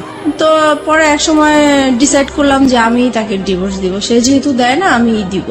পরে একদিন রবিবারে সে দেখা করবে, আর সেদিন শুক্রবারে আর দেখা করতে পারি নাই দেখে সে বলতেছে ঠিক আছে রবিবারে, তাহলে এবার শুক্রবারে যখন দেখা হলো না, তাহলে রবিবারে আসো। তো আমার অফিস টাইম শেষ হলে সন্ধ্যার দিকে আসো। তো আমরা সন্ধ্যার দিকে একটা গুলশানে ফাস্টফুডে বসি, তো ওখানে বসছি। পরে সে আমার হাতটা ধরলো, এই ফার্স্ট সে আমার হাত ধরে। কয় মাস পর? ওই তো 2-2.5 মাস পরে। আচ্ছা, এই হাত ধরার আগে আপনারা সেলফোনে কি কখনো এই ভার্চুয়াল হাত ধরাধরি করেছেন? না। ওকে, তারপরে এই প্রথম সে আমার হাতটা ধরার পরে আমার কাছে অন্যরকম একটা ভালো লাগা তৈরি হলো, যে মনে হচ্ছে যে খুব ভালো লাগছে এটাই। তারপরে হঠাৎ করে সে আমাকে বলতেছে দেখো আমি আসলে তোমার প্রেমে পড়ে গেছি, আমি আর তোমাকে ছাড়া থাকতে পারছি না। তখন আমিও মানে কান্নাকাটি করতেছি, যে সেহেতু আমাকে মারধর করেছে সেটা বলতেছি আর কান্না করতেছি। পরে সে আমার আর কি মাথায় হাত বুলিয়ে দিচ্ছে, পরে বলতেছে দেখো আর ধৈর্য ধরো, 6টা মাস তুমি ধৈর্য ধরো, তারপরে আমি 6 মাস পরে তোমার একটা ব্যবস্থা করব। তখন আমি জিজ্ঞেস করলাম ব্যবস্থা মানে কি বুঝাতে চাচ্ছ? তো বলতেছে আমরা একসাথে থাকবো। তুমি কি আমাকে ভালোবাসো? বলছে হ্যাঁ আমি তোমাকে ভালোবাসি। তো এইভাবেই হোক আমাদের পরে আপনি তাকে ভালোবাসতেন ওই সময়টাতে? ওই বলার পর থেকে আমি প্রশ্ন করেছি যে আমার তো আসলে বিশ্বাস হচ্ছে না, তুমি আমাকে কিভাবে ভালোবাসো, আমার বিয়ে হয়েছে, বাচ্চা আছে, তোমার মতো আনম্যারিড ছেলে তো আমাকে কখনোই ভালোবাসার কথাই না। তো বলতেছে মানুষের ভালো লাগা তো কত রকমই হতে পারে, এটার তো শেষ নাই, তোমাকে আমার ভালো লাগছে, আমি তোমাকে বিয়ে করব, তবে আমার জন্য তোমাকে 6 মাস অপেক্ষা করতে হবে। তো আমি বলতেছি এত বছর যেহেতু কষ্ট করে আসছি, আমি 6 মাস পর্যন্ত কষ্ট করতে পারবো। তো এই বলে আমরা চলে আসছি। তারপর থেকেই আমাদের ভালোবাসা আসলে শুরু হয়। তারপরে ফোনে একের পর এক কথা বলা হয়, খুব ভালো লাগে। তখন আপনার হাজবেন্ডের সাথে? আপনি? জি, হাজবেন্ডের সাথে। তারপরে থেকে মানে সে কথা না বললে আমার খুব কষ্ট হয়, যেদিন ফোন করতে না পারি সেদিন খুব কষ্ট হয়, দেখা করতে না পারলে কষ্ট হয়। তারপর থেকে আমরা কি করি, প্রত্যেক দিন দেখা করি। এতদিন তো শুক্রবার ছিল, এখন প্রত্যেক দিন তার অফিস টাইমে যাওয়ার পথে আমার বাসা পড়ে, তো আমি বাসার সামনে দাঁড়িয়ে থাকি, সে চলে যায়, ওইটুকুই দেখা, মানে ওইটা দেখা করলেই মনে হয় যে অনেকটা শান্তি লাগে। ওইটুকু না দেখতে পারলেও খুব খারাপ লাগে, রাতে ঘুম হয় না। তো এভাবেই চলতে থাকে। Fall in love like this, এইভাবে আপনি এরকম ভাবে আপনার হাজবেন্ড থাকা অবস্থায়, আপনার বাচ্চা থাকা অবস্থায় আপনি জি this kind of love like 16 years love, কিশোরী মেয়েরা যেভাবে প্রেমে পড়ে, একটা ছেলে সামনে দিন না গেলে ঘুম হচ্ছে না রাতের বেলা। জি জি, আমার ওই প্রথম যখন আমার হাজবেন্ডের সাথে যে রকম ফিলিংস কাজ করছিল, ওর বেলাও আমার সেম হচ্ছিল। তখন কি আপনার মনে হয়নি যে জীবনে একটা ভুল করেছি আর একটা ভুল করতে যাচ্ছি? তখন আমি বলতাম যে দেখো ও তো আমাকে সবকিছু জেনে শুনেও বিয়ে করেছিল, তারপরেও কিন্তু ও আমাকে টর্চার করতেছে এখনো।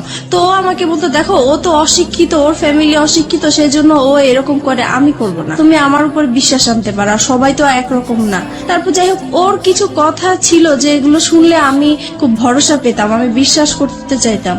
মানে ওর কথা, ও যখন কথাগুলো বলতো আমার খুব বিশ্বাস করতে ইচ্ছা করতো, ওর কথাগুলো আমার ভালো লাগতো, মনে হতো যে সত্যিই বলছে বা এরকম কিছু।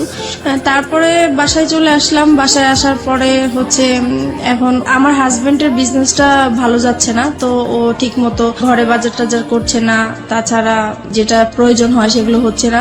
মাঝখানেও বলতেছি কি যে বাসাটা ছেড়ে দিব, বাসাটা এত ভাড়া আমি বয়ে নিতে পারছি না, আমার খুব কষ্ট হচ্ছে, আমি বাসাটা ছেড়ে দিব। তখন আমি বলতেছি এত সুন্দর বাসা, আমরা তো পাওয়া যাবে না, তো এটাই থাকি না, কষ্ট টষ্ট করে থাকি, দরকার হলে আমরা একটা রুম সাবলেট ভাড়া দিই, তবু এখানে থাকি, এখানে সবকিছু ফ্যাসিলিটি ভালো, এখানেই থাকবো। ওর কথা হলো না, এখান থেকে যেতেই হবে, কারণ আমার খুবই সমস্যা। তো যাই হোক, আমার আর ওই জায়গাটা আমি ছাড়তে চাচ্ছিলাম না। কেন? কারণ আমার যে বিজনেসটা ওই জায়গার মধ্যেই, ওখানে আমার খুব ভালো হতো বিজনেসের জন্য। এখন ও চলে যাবে হচ্ছে অন্য জায়গায় চলে যেতে চাচ্ছে, ওই জায়গাটা আমার পছন্দ না, তাই আমি যাব না। এগুলো নিয়ে আবার সেই ঝগড়াঝাটি হয়। পরে এক সময় আমি তাকে খুব মানে কড়া করে বলি যে যদি তুমি এই বাসা ছাড়ো তাহলে আমাকে ছাড়তে হবে, আর যদি আমাকে না ছাড়ো তাহলে বাসা এটা ছাড়া যাবে না। তো এখন ও কি করবে বুঝতেছে না, এখন ও ওর কথাই রাখলো যে না, বাসা ছেড়েই দিব।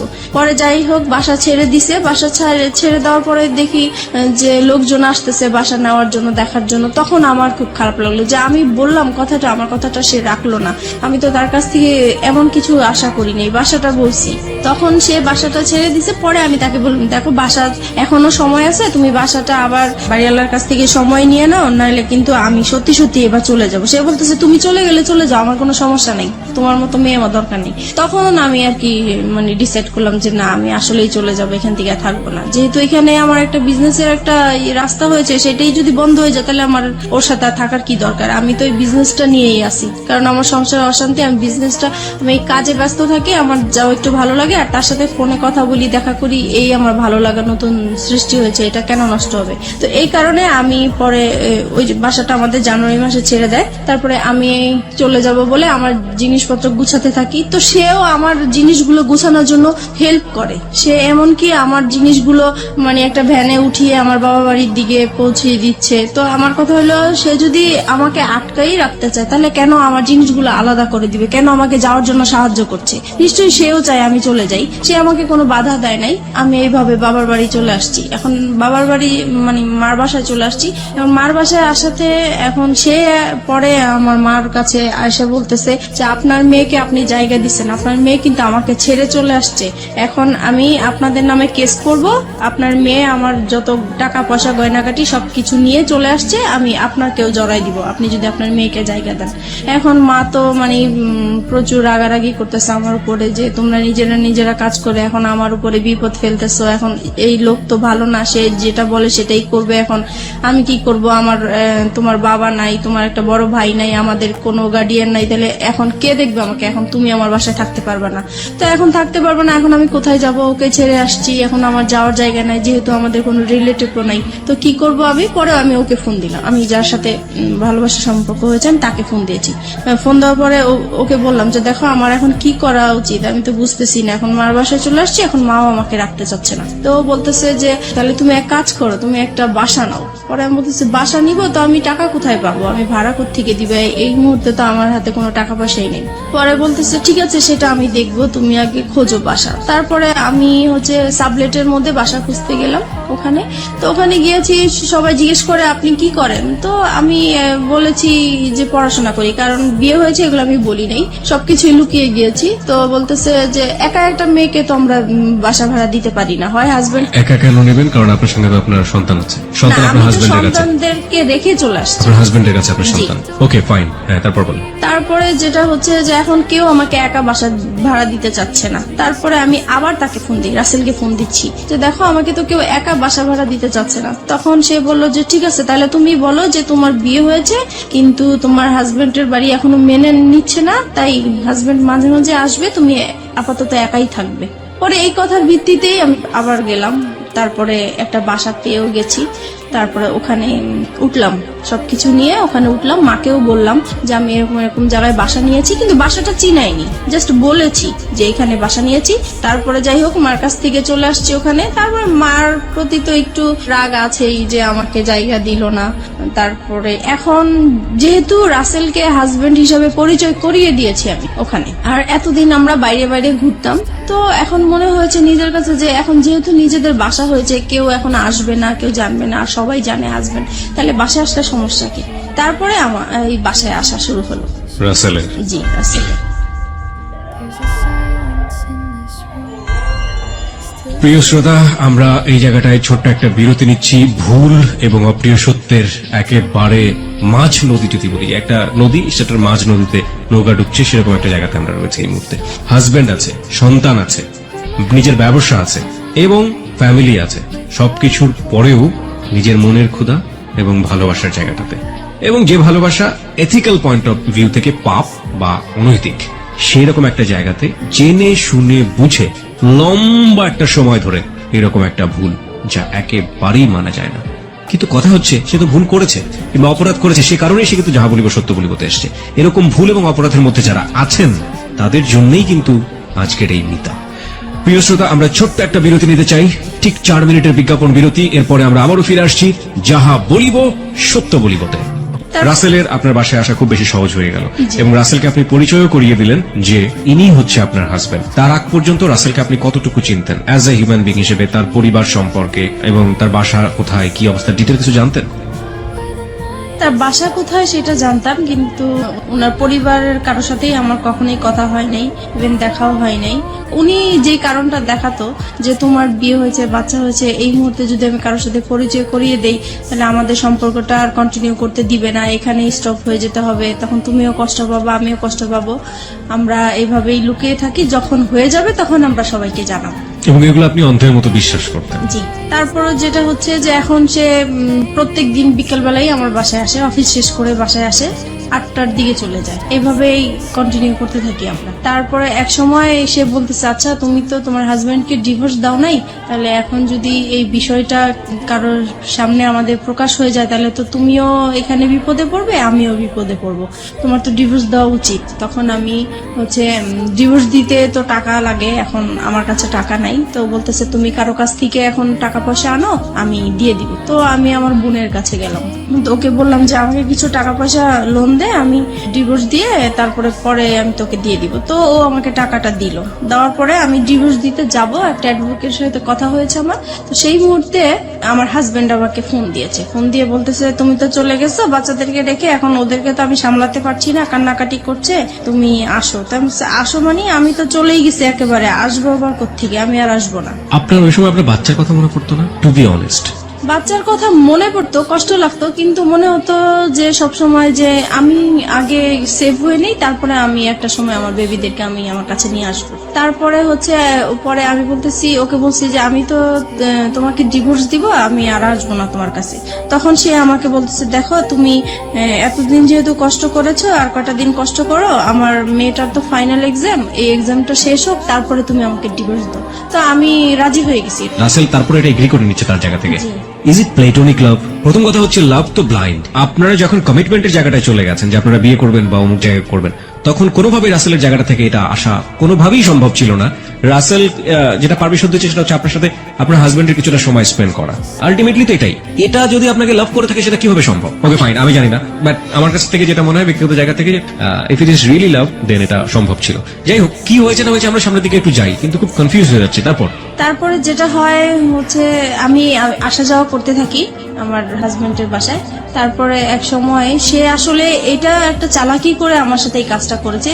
আমার মেয়ের এক্সামের যেই বিষয়টা, আসলে এটা পুরোপুরি তার একটা চালাকি। ওই আমি যেই টাইমটা তার বাসায় আসা যাওয়া করতাম, সে আমাকে ফলো করতো যে আমি আসলে কোত্থেকে আসি, কোথায় যাই। ওকে, এইটা ধরার জন্যই সে এই ইয়েটা করেছে। তো যাই হোক, এক সময় আমি যখন ওই বাসা থেকে চলে যেতাম, তখন সে পিছে পিছে আমার যে এইভাবে সে আসলে জানতে পারে যে শেষ পর্যন্ত আমি কোথায় আছি। তারপরে আরেকদিন ফোন দেয় যে বলতেছে, ওরা তো অনেকদিন ধরে না খেয়ে আছে, আমি তো রান্না বান্না করতে পারছি না, তুমি আজকে এসে একটু রান্না করো, আমাকে এই বলে নিয়ে আসলো। যাই হোক, আমি বাসায় আসলাম, রান্না বান্না করলাম। এখন বলতেছে, আমি তো খুব অসুস্থ, তুমি এক কাজ করো, ওদের এখানে থাকো, আমি ডাক্তার দেখিয়ে তারপরে তুমি আজকে থেকে যাও, কালকে যেও। পরে আমি তো থাকবো না, কোনো মতেই থাকবো না। পরে বলতেছে, না তোমাকে আজকে থাকতেই হবে। তো যাই হোক, আমি সেদিন রাতে ছিলাম। পরে এখানে কি হয়েছে, আমার ফোন থেকে আমার হাজবেন্ডের ফোনে ডাইভার্ট করা হয়, যেটা মানে আমার ফোনে যে কলগুলো আসবে সেটা ও টের পাবে, SMS যেটা আসে সেটা টের পাবে। ও এরকম একটা মানে কাজ করেছে। তো আমার ফোনে কখন ফোন আসে, কখন কি হয়, সেটা ও টের পায়, কিন্তু আমি এটা বুঝতে পারিনি এই বিষয়টা। এভাবে আসলে পরে রাসেলের নাম্বার জেনে গেছে ও, ট্র্যাকিং করেছে আপনাকে। জি। তো সেদিন রাতে আমাকে থাকতে বলেছে। তো সেই দিন হচ্ছে ও হসপিটাল থেকে আসছে, আসার পরে আমাকে বলতেছে যে আমার সাথে এখন তোমার ইয়ে করতে হবে, মানে ওকে, সে তার স্বামীর সম্পর্ক হ্যাঁ। অধিকার চেয়েছে। হ্যাঁ। তারপরে আমি বলতেছি যে না, আপনার সাথে তো আমি এটা করব না, কারণ আপনি আপনি করে বলা শুরু করেছেন তখন? তখন আপনি করেই বলতাম। তারপরে বলতেছি যে না, আমি তো আপনার সাথে এই কাজ করতে পারবো না। তখন বলছে কেন করতে পারবো না, তুমি এখন পর্যন্ত আমার ওয়াইফ। পরে আমি বলেছি যে না, আমি করব না তো করবোই না। এখন করব না দেখে সে আমাকে প্রচুর মারধর করলো, যে মশা মারে যে ব্যাট গুলো আছে সেই ব্যাট দিয়ে আমাকে পুরো ব্যাটটা ভেঙে ফেলে আমার শরীরের উপরে। পরে আমার নখ উল্টে যায়, আমার শরীর থেকে রক্ত পড়তে থাকে টপ টপ করে, অনেক মারলো। তারপরে আমাকে বলতেছে যে তুই কোথায় কি করিস, কোথায় থাকিস, সবকিছুই আমি জানি। নাও কাম টু দ্য পয়েন্ট। এতদিন তুই আমাকে এই আমার সাথে কোনো শারীরিক সম্পর্ক করিসনি, সেটার কারণটা আমি এখন খুঁজে পাইছি। তোর বাইরেই চাহিদা মিটে আসিস, এখন আমি বুঝতে পারছি। আজকের পর থেকে তুই এই ঘর থেকে কোথাও বের হইতে পারবি না, তুই এখানেই থাকবি। আমি তো প্রচুর কান্নাকাটি করতেছি, আমার কান্নাকাটি দেখে আমার বাচ্চারা ভয় পেয়ে গেছে, ওরাও কান্নাকাটি করতেছে। তারপর আমি বলতেছি যে এখন আমাকে যেতে দেন, নাহলে যে কোনো বিপদ হবে। পরে বলতেছে যে না, তোকে আমি যাইতে দিব না, তোকে আমি আটকায় রাখবো। আমার মোবাইল, আমার পার্স সবকিছু লক করে দিয়ে, আমাকে পর্যন্ত লক করে দিয়ে সে কোথায় কোথায় জানি 2 দিন ঘুরে আসলো। আমাকে 2 দিন পর্যন্ত বাসায় লক করে রাখছে। আমি এদিক দিয়ে রাসেলের সাথে যোগাযোগ করতে পারছি না, কারোর সাথে যোগাযোগ করতে পারছি না। পরে 2 দিন পরে আমি বললাম যে আজকে যদি আমাকে বের হইতে না দেন তাহলে যে কোনো বিপদ আপনার হবে। আর আমার মেয়েটা বলতেছে বাবা বাবা মাকে যেতে দাও, আর মাকে মেরো না, মাকে যেতে দাও, মা যেখানে ভালো লাগে মা সেখানেই চলে যাক, তুমি মাকে আর মেরো না। তো আমার মেয়ের কথা শুনে সে আমাকে ছেড়ে দিল। তারপরে আমার মোবাইল, আমার পার্স দিল, আমি চলে আসলাম। চলে আসছি, এই ফাঁকে সে কি করেছে, এই যে 2টা দিন সে যে বাইরে ছিল, সেই 2টা দিন হচ্ছে যে আমি যেই বাসায় ছিলাম সেই বাসায় এসে সে সবকিছু দেখিয়েছে। আমার বাচ্চা আছে, আমার বিয়ে হয়েছে, তার সাথে সবকিছু তাদেরকে দেখিয়ে বলছে যে সে এখন পরকীয়া করে এই লোকটার সাথে এখন থাকতেছে, আপনারা যদি আমাকে হেল্প করেন তাহলে আমি তাদেরকে একসাথে ধরতে চাই। তো আমার যে বাসায় আমি ভাড়া নিয়েছি সেই বাড়িওয়ালার ওই এলাকার কিছু বকাটে ছেলেদেরকে হাতে করেছে। তারপরে হচ্ছে আমি বলতেছে যে ও যখনই আপনার বাসায় আসবে সাথে সাথে আমাকে ফোন দিবেন, আমি চলে আসব। পরে আমি তো বাসায় যাওয়ার পরে সাথে সাথে রাসেলকে ফোন দিলাম যে তাহলে তুমি আসো বিকালে, এসে আমাকে ডিভোর্সের টাকাটা দাও, আমি ওকে ডিভোর্স দিব। তো ও পরে বিকালবেলা আসছে। এই সময় আমার বাড়িওয়ালা কি করছে, আমার হাজবেন্ডকে ফোন দিয়ে দিছে। পরে আমার হাজবেন্ড তো 2 বাচ্চাকে নিয়ে ক্যামেরা নিয়ে চলে আসছে, আমাদের ছবি তুলবে, পেপারে দিবে, এই সেই। তারপরে এই লোকজন আসলো, হুড় হুড় করে আমার বাসায় আসলো। আমি তো পুরা ভয় পেয়ে গেছি। আমি তো তাকে দেখে অবাক যে সে কিভাবে আমার বাসা চিনলো, কিভাবে আসলো। পরে আমাদের 2 জনের মোবাইল ছিল, মোবাইলটা সে হাতে করে নিয়ে গেল, মোবাইল দিল না। তারপরে রাসেলকে সে মারধর করলো। তারপরে বাড়িওয়ালা ছিল, বাড়িওয়ালারা মারধর করলো রাসেলকে, দেন আমাকেও মারধর করলো। পরে আমার মেয়েটা কান্নাকাটি শুরু করলো যে না, আমার মাকে মেরো না, আমার মাকে মেরো না। পরে আমাকে মারা বন্ধ করছে। রাসেল কি বলছিল এই মুহূর্তে? পরে রাসেলকে জিজ্ঞেস করতেছে তুমি কি একে ভালোবাসো? পরে রাসেল সেই মুহূর্তে বলতেছে হ্যাঁ, আমি ওকে ভালোবাসি। তো বলতেছে যে তুমি জানো না যে ওর হাজবেন্ড আছে, বাচ্চা আছে?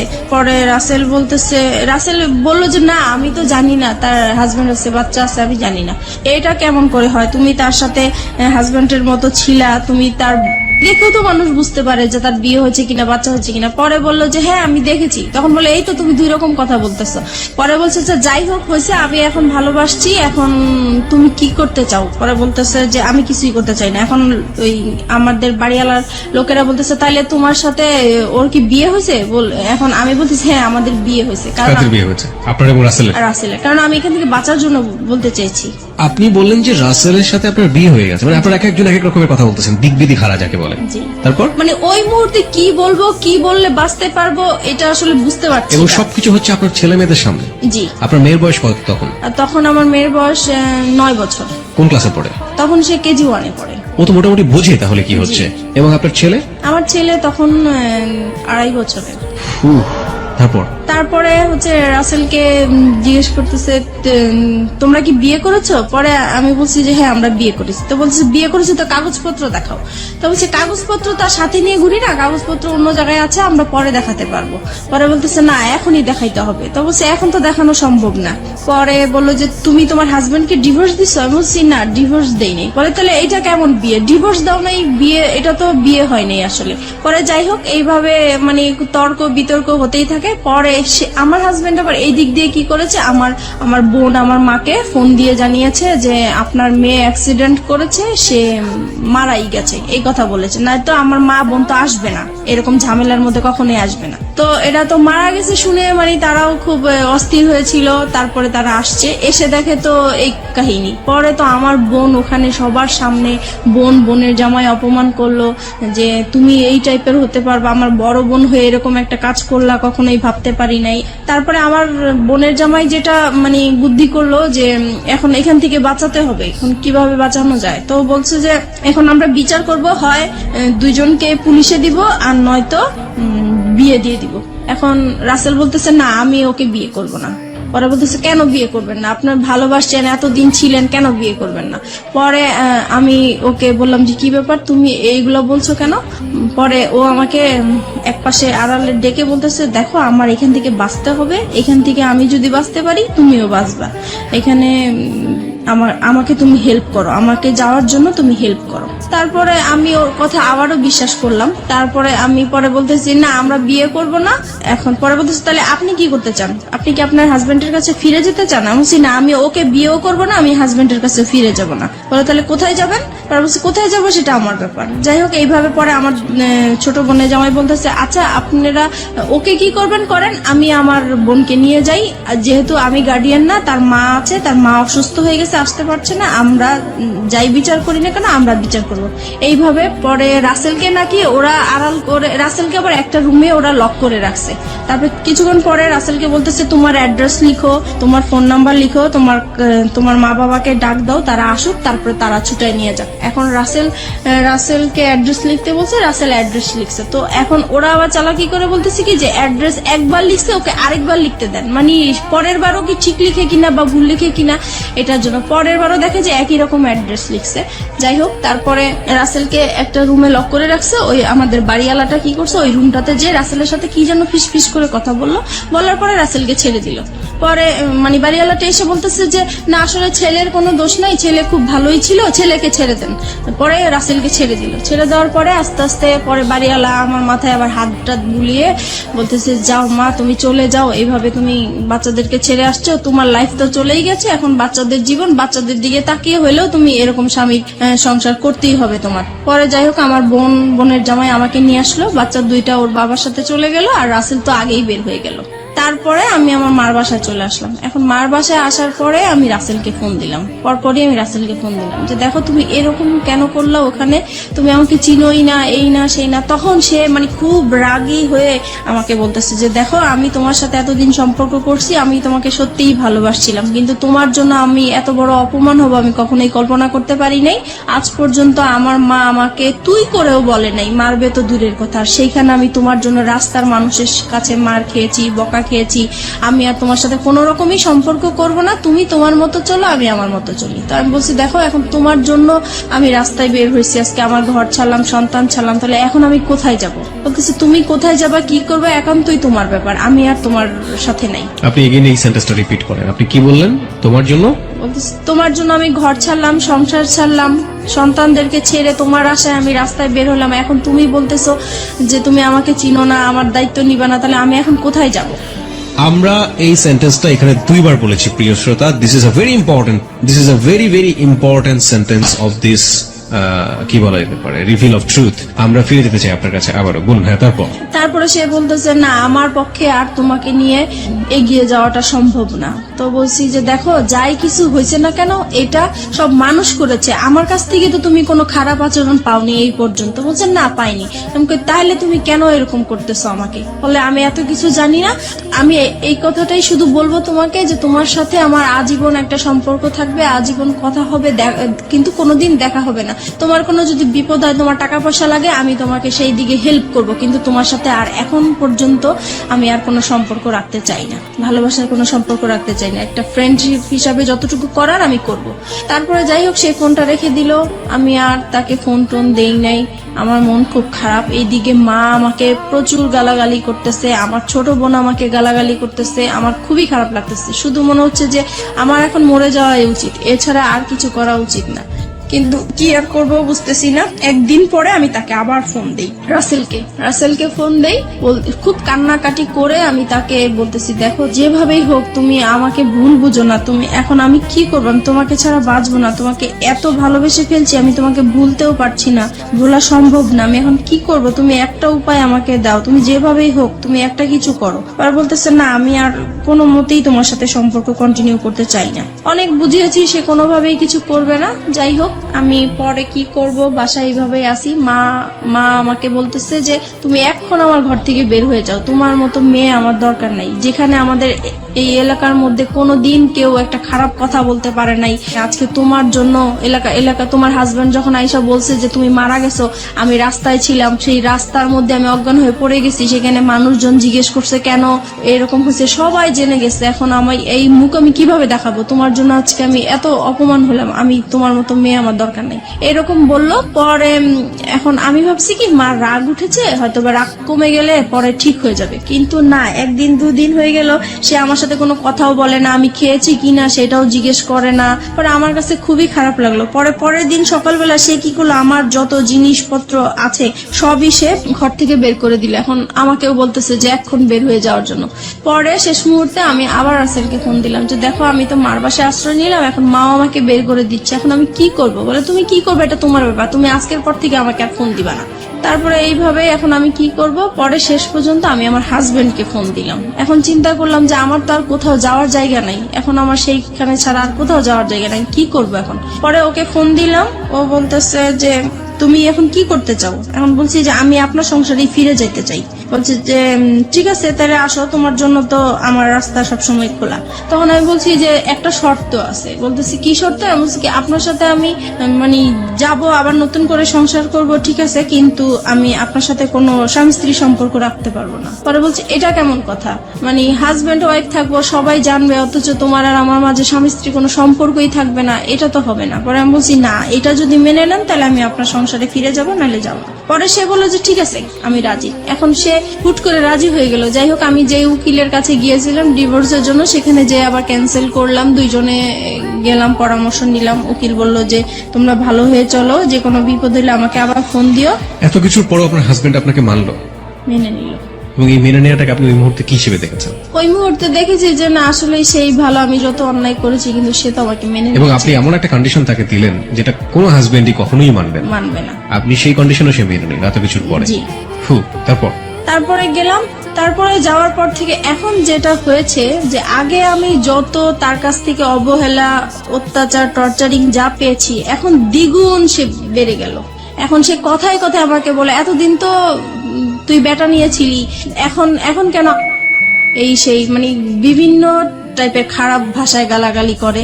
তারপরে খুব মারধর, আবারও সেই রকম মারধর। আমার মেয়েটা তখন তো বড় হয়ে গেছে, আমি আমার বাচ্চাদেরকে নিয়ে আলাদা ঘুমাই, সে আলাদা রুমে ঘুমায়। তো সেই মুহূর্তে আমার বাচ্চাদের সামনে এসে সে আমাকে খুব জোর জবরদস্ত করে, সে আমাকে খুব মারধর করে। আবারও সেই আগের মতন মারামারি। রুম কয়টা ছিল আপনাদের? একটাই রুম? না, আমাদের রুম ছিল 4টা। বাসা যে বাসায় ভাড়া থাকতেন সে বাসায় 4টা রুম? জি। আপনাদের পার্সোনাল রুম কয়টা টোটাল? আমাদের পার্সোনাল রুম তো একটাই, মানে ওই রুমের মধ্যেই বাচ্চা কাচ্চা এবং আপনারা থাকতেন? না, আমি আমার বাচ্চাদেরকে নিয়ে থাকতাম আর ও আলাদা রুমে থাকতাম। তার মানে 2টা রুম ছিল আপনাদের? জি। তাহলে এই যে এই কাজগুলো যখন হয় বা এরকম যখন, তখন বাচ্চা কাচ্চাদের সামনে মারধর কেন করবে, বা বাচ্চা কাচ্চাদের সামনে কেন এই ডিমান্ড গুলো আসবে? সে মানে আমাকে বলতো তার রুমে যাওয়ার জন্য, আমি যেতাম না, তাই তখন আপনার রুমে চলে আসতো? আমার রুমে চলে আসতো। তারপরে যেটা হয়েছে মানে এরকম জোর করতো। একটা সময় আমার বাচ্চারা জাগনা থাকতো, তারপরেও সে জোর জবরদস্ত করতো। আমি তাকে এত বলতাম যে দেখেন আমার বাচ্চাগুলো আছে, ওরা তো বুঝতেছে, কেন আপনি ওদের সামনে এরকম করতেছেন? বলতেছে তুই তো খারাপ হয়ে গেছিস, তুই যে খারাপ এটা ওরা জানার দরকার আছে, ওদের বোঝার দরকার আছে, সেই জন্য এরকম করি। তারপরে থেকে কি হতো, আমি রাতে আর ঘুমাতাম না, আমি সারা রাত জেগে থাকতাম। আমার সারাক্ষণ ভয় করতো যে সে কখন আসে, কখন মারধর করে, তাই ঘুমাতাম না। এক সময় সে আমার বালিশ, আমার কাঁথা এগুলো নিয়ে যেত যেন আমি ঘুমাতে না পারতাম। সে মানে ফ্যান বন্ধ করে রাখতো, লাইট জ্বালায় রাখতো। রাখতো। ক্রেজি কেন হয়ে গেলেন? আপনি স্বামী হিসেবে তাকে মানছেন, স্বামীর অধিকার তাকে দিচ্ছেন না কেন? কারণ দিচ্ছি না, আমার শুধুই এটা মনে হচ্ছে যে তার জন্যই আমি আমার রাসেলকে হারালাম। সেই মুহূর্তে রাসেলকে মানে ভুলতে পারছি না, রাসেলের জন্য আমার খুব কষ্ট হচ্ছে। যেখানে প্রত্যেক দিন আমি রাসেলের সাথে দেখা হয়, একদিন দেখা না হলে আমার খুব কষ্ট হয়, সেই মুহূর্তে তার সাথে আমার কথা হচ্ছে না, দেখা হচ্ছে না, আর সে মানে রাসেল আমার সাথে এরকম বিহেভ করলো একমাত্র তার জন্যই, এটা মনে হয়েছিল আমার তখন সেই মুহূর্তে। চলুন আমরা ফিরে যাই মিতার কাছে। মিতা, যে জায়গাটিতে আমরা ছিলাম, আপনি বলছিলেন যে আপনার হাজবেন্ডের সাথে তখনও তিনি আপনার হাজবেন্ড, যদিও আপনি মন থেকে মানতে পারেন না, আপনার কাছে ওনার স্বামীর অধিকার চাওয়াটাই স্বাভাবিক, সেটা আপনি দিতে পারতেন না। এবং সেখানে খুব সহজ সরল একটা কথা আপনি বলেছিলেন একটু আগে, যেটা অনেকেই স্বীকার করবেন না। The real hard truth is যে ওই ছেলেটা, যে ছেলেটার সাথে আপনার অ্যাডাল্টারি সম্পর্ক, অ্যাডাল্টারি মানে অনেকেই বুঝবেন বাংলাতে হয়তো পরকীয়া বলে এটাকে, ওই অ্যাডাল্টারি সম্পর্কের এক ধরনের লাভ বলতেছেন আপনি সেটাকে, এবং মনে হতো যে ওই ছেলেটাকে তো সরে যাওয়ার পেছনে এই আমার হাজবেন্ডই দায়ী। তারপর হচ্ছে এরকম জোরাজোরি করতে থাকে। একদিন আমি বলেছিলাম যে আসলে আমার মনটা তো খুব খারাপ, আমার শারীরিক অবস্থা খারাপ, মানসিক অবস্থা খারাপ, এর জন্য হচ্ছে না, আমি একটু সুস্থ হয়ে নেই। তো বলতেছে তো কি করা উচিত? তো আমি বলতেছি তাহলে আমার একটু ডাক্তারের কাছে যাওয়া উচিত, মানসিক ডাক্তারের কাছে যাওয়া উচিত। তো সে বললো ঠিক আছে তাহলে যাও তুমি। পরে আমি পিজি হসপিটালে যাই, ওখানে দেখাই একজন বিশেষজ্ঞকে। তারপরে সব কথাই উনাকে বললাম, উনি আমাকে প্রেসক্রিপশন করে দিল, আমাকে নিতে বললো। আমি ওই হসপিটালে গিয়েছিলাম, তো ওখানে জ্যামের জন্য আমি কিছু সময় আর কি ব্যয় হয়েছে আমার, তো আসতে দেরি হচ্ছিল। আমাকে ফোনের উপরে ফোন করে যাচ্ছে, ফোনের উপর ফোন করে যাচ্ছে। তো আমি বলতেছি আমি তো জ্যামে পড়ে আছি, এজন্য আসতে দেরি হয়েছে। পরে যাই হোক বাসায় আসলাম, আসার পরে সে কি করলো, আমাকে টেনে নিয়ে অন্য একটা তার রুমে নিয়ে গেল, নিয়ে যে আমার মানে কাপড় চোপড় যা আছে সব খুলে আমাকে চেক করতে লাগলো। তো আমি বললাম কি ব্যাপার, আপনি এরকম করছেন কেন? বলতেছে তুই এত দেরি করলি কেন, নিশ্চয়ই তুই কারোর সাথে কিছু করে আসছিস, সেটাই আমি চেক করছি। তখন এইভাবে আর কি পরে আরো অশান্তি, সেই দিন আমাকে খুব মারধর করলো। পরে আমি চিন্তা করলাম যে না আমি আর থাকবো না, কিন্তু থাকবো না তো কোথায় যাব বুঝতেছি না। পরে সেদিন রাতে আবার সে কোথায় জানি ছিল, বাসায় আসা নেই। পরে সেদিন রাতে আমি আবার মনে হলো যে আমি একটু রাসেলকে ফোন দিই, একটু ট্রাই করে দেখি আমার। পরে আমার কাছে একটা ফোন ছিল, আমি লুকিয়ে রাখছিলাম ওইটা, আমার তো এমনিতে ফোন টোন সব নিয়ে গেছে। তারপরে যেটা ছিল সেটা আমি লুকিয়ে রাখছি, ওইটা বের করে আমার আলাদা একটা সিম ছিল, ওইটা দিয়ে আমি রাসেলকে ফোন দিয়েছি। পরে ফোন দেওয়ার পরে রাসেল কি করলো, মানে খুব কান্নাকাটি, মানে কান্না কণ্ঠে সে আমার সাথে কথা বললো, আর আমি তো কান্না করতেছি। পরে আমি বলতেছি যে কি ব্যাপার, কেমন আছো? তো সে বলতেছে যে আমি তো ভালো নাই, তোমাকে ছাড়া আমি কিভাবে ভালো থাকবো? তো এটা শুনে আমার আরো বেশি কান্না বলে, কারণ তার প্রতি এখনো আমার ভালোবাসা আছে। তো আমি বলছি কি ব্যাপার, তুমি এরকম কথা বলছো কেন? তোমার জন্যই তো আজকে আমি এখানে চলে আসছি, তুমি কেন এই ধরনের কথা বলতেছে? বলে যে আমি তো তখন বুঝতে পারি নাই, তুমি চলে গেলে আমার এতটা কষ্ট হবে, আমি আসলেই খুব কষ্টে আছি। তো বলছি দেখো আমিও তো কষ্টে আছি, আগে যেরকম যন্ত্রণা করতো তার চাইতে এখন আরো বেশি বেড়ে গেছে, তাই আমি থাকতে পারছি না। পরে বলতেছে তাহলে তুমি এক কাজ করো, তুমি আর একটা মাস থাকো, একটা মাস পরে আমি তোমাকে যে কোনো একটা কিছু করব। তো আমি বলছি দেখো আমার কাছে আমি যদি একটা মাস থাকি তাহলে আমার এখানে লাশ বের হবে, আমি আর থাকবো না, ও যেভাবে আমাকে টর্চার করতেছে। পরে বলতেছে তাহলে তুমি কি করতে চাও? এখন আমি বলছি কি দেখো আমি ওকে আজকেই বের হয়ে যেতে চাই, বের হয়ে ওকে আমি একটা ডিভোর্স দিয়ে দিব সাথে সাথেই। তারপরে আমি কারো কাছে ধরো এক মাস, তুমি যেহেতু সময় নিতে চাচ্ছ, এক মাস আমি কোথাও আশ্রয় নিব, তারপরে তুমি যেটা করবে আমি সেটাই প্রস্তুত থাকবো। পরে বলতেছে যে ঠিক আছে তাহলে তুমি যেটাই করো ভেবে চিন্তে করো। পরে আমি কি করলাম, পরে আমি এখন বের হয়ে যাব। পরের দিন চিন্তা করছি, কাপড় চোপড় নিয়েছি, মানে পরেছি। এখন সে আমার পার্টস আর মোবাইল তো আটকে রাখছে, আমি তো নাম্বার কারোর সাথে যোগাযোগ করবো বা কিছু সেই রকম কোনো ব্যবস্থা নাই। পরে আমি বলতেছি আমার পার্টস দেন, আমি একটু বাইরে যাব। সে বলে বাইরে কোথায়? আমি বাইরে আমার একটু কাজ আছে, আমি যাবো। সে আমাকে যেতেই দিবে না। পরে এটা নিয়ে অনেক মারধর হইলো। তারপরে বিকাল দিকে বলতেছে কি যে আচ্ছা ঠিক আছে আপনার পার্টস আপনার মোবাইল আমি সবই দিব, কিন্তু এখানে হচ্ছে আমার কথা শুনতে হবে। আমি কি যে কালকে আমরা আমার মেয়েটা যখন বাইরে যেতে চাচ্ছে তাহলে কালকে আমরা ঘুরতে যাই, তারপরে আপনি যা বলবেন তাই আমি শুনবো। তা বলছে ঠিক আছে তাহলে আমার মোবাইল আমার পার্টস আমার কাছে দিয়ে দিতে হবে। বলছে ঠিক আছে দিয়ে দিব। পরে আমি এই ইয়েতে সেদিন শুক্রবার ছিল স্কুল বন্ধ ছিল, তো সেই ফাঁকে আমরা ঘুরতে বের হয়েছি। আর আমার উদ্দেশ্য ছিল যে আমি কোনো রকম ঘর থেকে বের হতে পারলেই হয়েছে। পরে আমি ওদের সাথে এর জন্য রাজি হয়েছি যাওয়ার জন্য। পরে আমি যখন বাইরে বের হলাম, বের হওয়ার পরে কিছু দূর আসার পরে আমি বলতেছি আপনারা আপনাদের মতো যান, আমি আমার মতো যাই। সে তো এই খেপে গেছে, কি ব্যাপার, মানে কি বলতে চাচ্ছ? আমি বলছি, আমি আর আপনাদের সাথে যাব না। কোথায় যাবো? আমি আমার মতো যাব। কোথায় যাব? আমি যেখানেই যাই, আমি আপনার সাথে আর যাবো না, আপনার সাথে থাকবো না।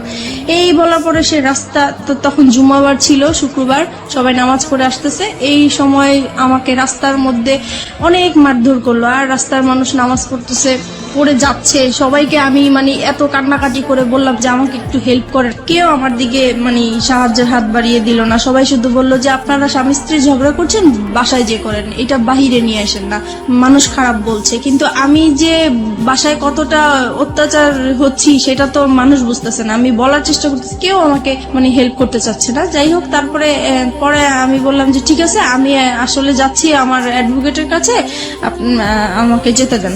পরে সে বললো যে ঠিক আছে, আমিও যাবো। আমি বলছি, তো চলেন যাই। পরে রাজি হলো, পরে রিক্সা নিল, আমরা রিক্সার মধ্যে উঠলাম। পরে রাস্তায় যে সার্জন থাকে, আমি হঠাৎ করে সার্জনকে দেখে রিক্সা থেকে নেমে গেলাম। পরে আমি সার্জনকে বললাম যে আপনি আমাকে একটু হেল্প করতে পারেন? তো বলে কি বিষয়? অবশ্যই আমার হাজবেন্ড ওয়াইফের একটু ঝগড়া চলছে, আমি আসলে ওর সংসার করতে চাচ্ছি না, কিন্তু আমাকে ঘর থেকে বের হতে দিচ্ছে না, আমাকে ডিভোর্সও দিতে দিচ্ছে না।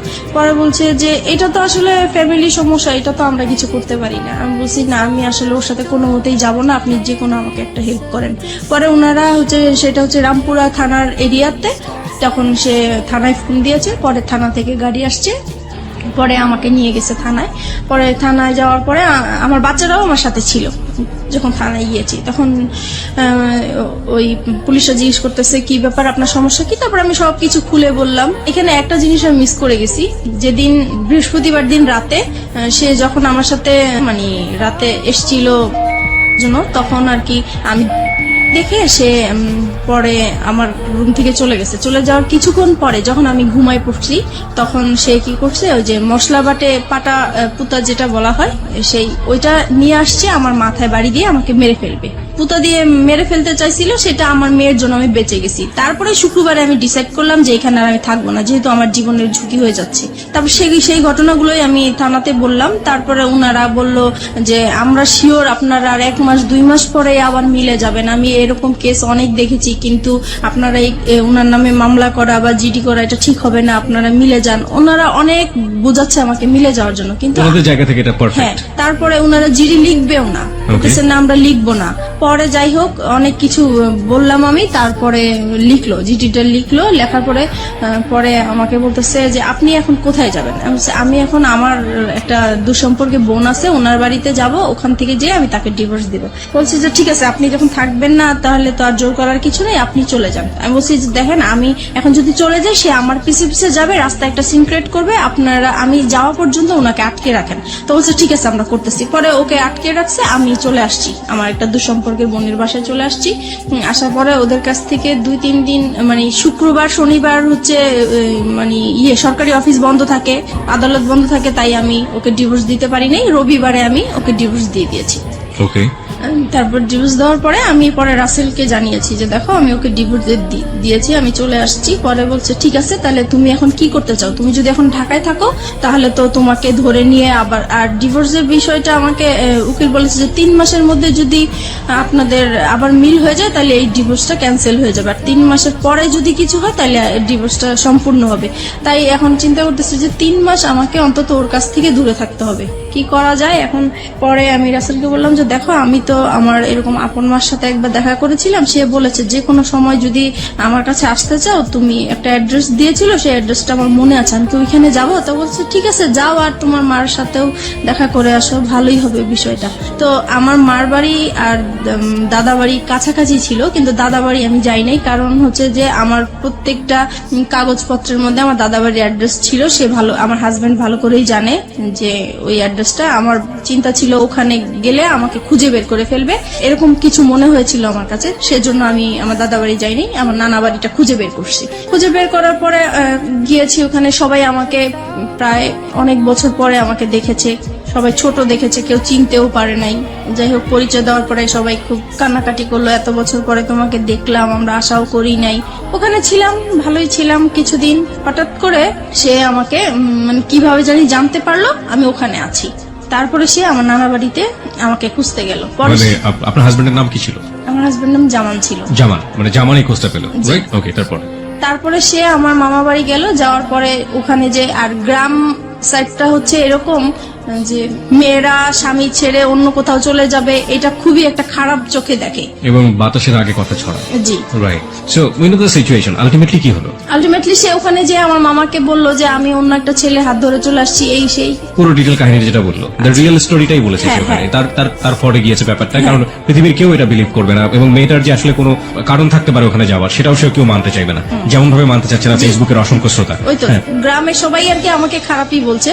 তারপরে আমার মামা শুধু একটাই বললো যে দেখো তুমি যদি কোনো না কোনো ভাবে অশান্তি যদি নাই করে থাকো, তাহলে সে এত বছর পরে 2টা বাচ্চা ফেলে কেন বের হবে? বুঝলাম তার অপরাধ আছে। আচ্ছা যাই হোক, তুমি যদি তোমার মা বাবাকে এখানে আমাদের কাছে নিয়ে আসতে পারো আর আমাদের কাছে সরি বলবা, আর এরকম কখনোই এরকম কিছু হবে না যদি বলো, তাহলে আমি তোমার কাছে উঠাই দিব।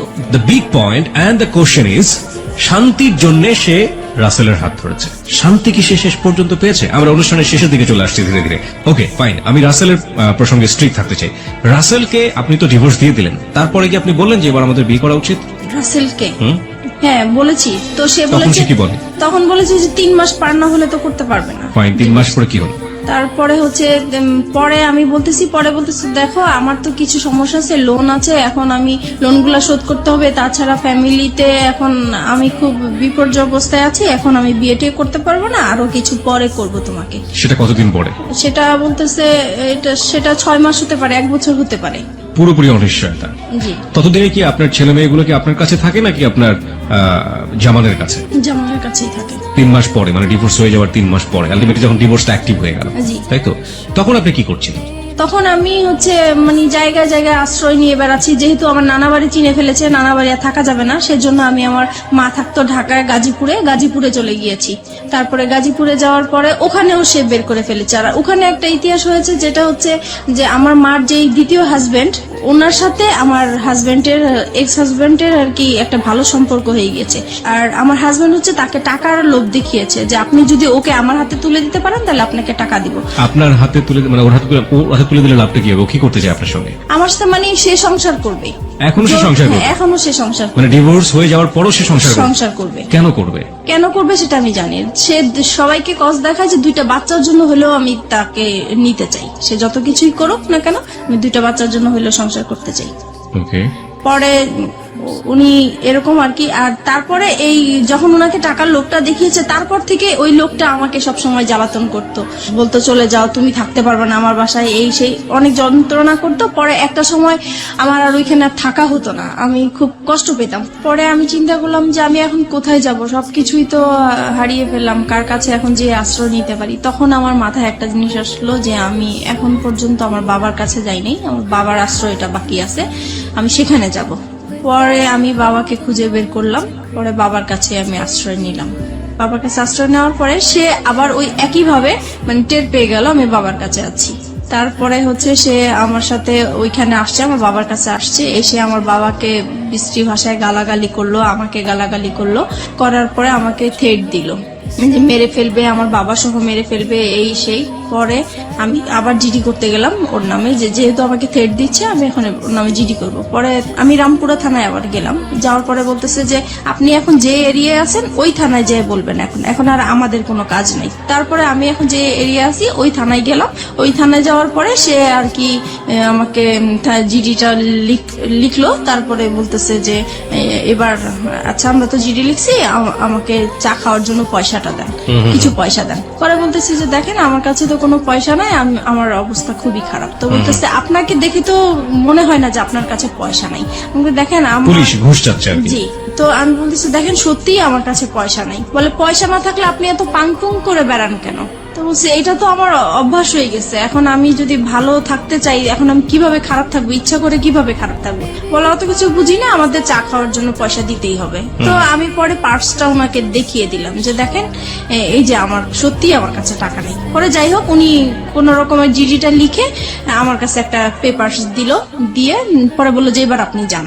পরে বলতেছে আচ্ছা আরেকটা বের। পরে লাস্টের দিকে ডেকে বলতেছে আপনার হাজবেন্ড আপনাকে কোথায় এরকম করছে, রাস্তায় হয়রানি করেছে। তা বলছে এটা এয়ারপোর্ট এলাকায় করেছে। বলতেছে তাহলে আপনি এক কাজ করেন, আপনি এয়ারপোর্টে একটা জিটি করেন ওনার নামে। পরে আমি কি করলাম, আমি সাথে সাথে আবার এয়ারপোর্ট থানায় গেলাম। তো এয়ারপোর্ট থানায় গিয়েছি, পরে বলেছি সব বিষয়টা। পরে বলছে তাহলে তো আপনি ওখানে জিডি করেছেন, এখানে জিডি তো বারবার তো জিডি হয় না। তা বলছে ওনারাই পাঠাইছে, আমি এখন কি করবো।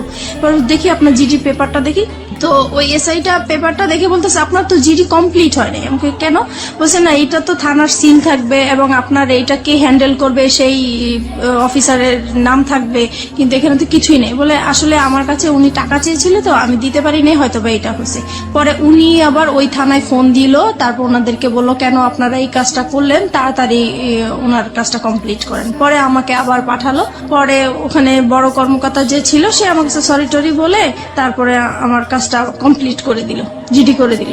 এইভাবেই পরে আমি আসছি, পরে শুনতে পারছে যে তার নামে আমি জিডি করছি। সে আবার আমার হাজবেন্ড, এক্স হাজবেন্ড, উনি এসে আবার আমাকে ভয় দেখাল, হ্যাঁ জিডি করেছিস তো কি হয়েছে, আমি তোকে রাস্তায় খুন করে ফেলবো, অ্যাক্সিডেন্ট করাই দিব, এটা করবো সেটা করবো, আমার তোর থানার জিডি করছে, আমার কিছুই হবে না, কোনো যায় আসবে না। সে ভয় দেখাচ্ছে আমাকে, আমি যেন জিডিটা উঠাই নেই। তো আমি বলছি যে না, কখনোই আমি জিডি উঠাবো না, আমি জিডি করেছি কেন উঠানোর জন্য উঠাবো না।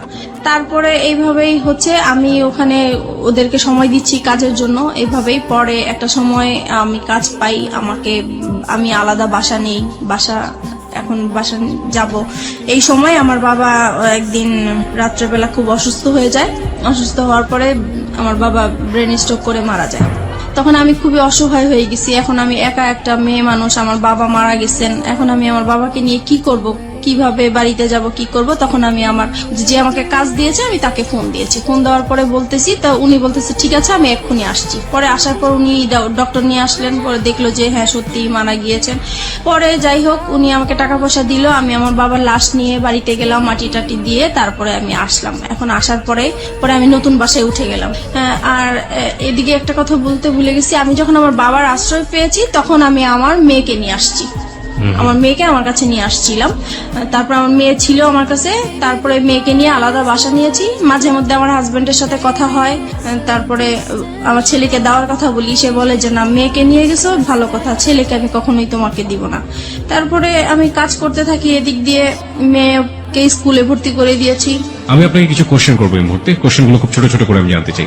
প্রথম কথা হচ্ছে যে আপনি শেষ পর্যন্ত ছেলে এবং মেয়ে দুটো পেয়েছেন আপনার কাছে, রাইট? পেয়েছি। এটা কি আপনি আইনি লড়াইয়ের মাধ্যমে পেয়েছেন নাকি আলটিমেটলি কোনো ব্যবস্থা করে তাদেরকে নিয়ে না, ওই যে আমার বসরা যে পাওয়ারফুল, ওনাদেরকে পাওয়ার দেখিয়ে মানে ওদেরকে নিয়ে বসরা পাওয়ারফুল মানে আমার বস তো রাজনীতির সাথে জড়িত। মানে আপনি আলটিমেটলি যেখানে কাজ করতেন বা যে ধরনের যার কাছ থেকে সাপোর্ট পেতেন তিনি রাজনীতির সাথে জড়িত ছিলেন, জি।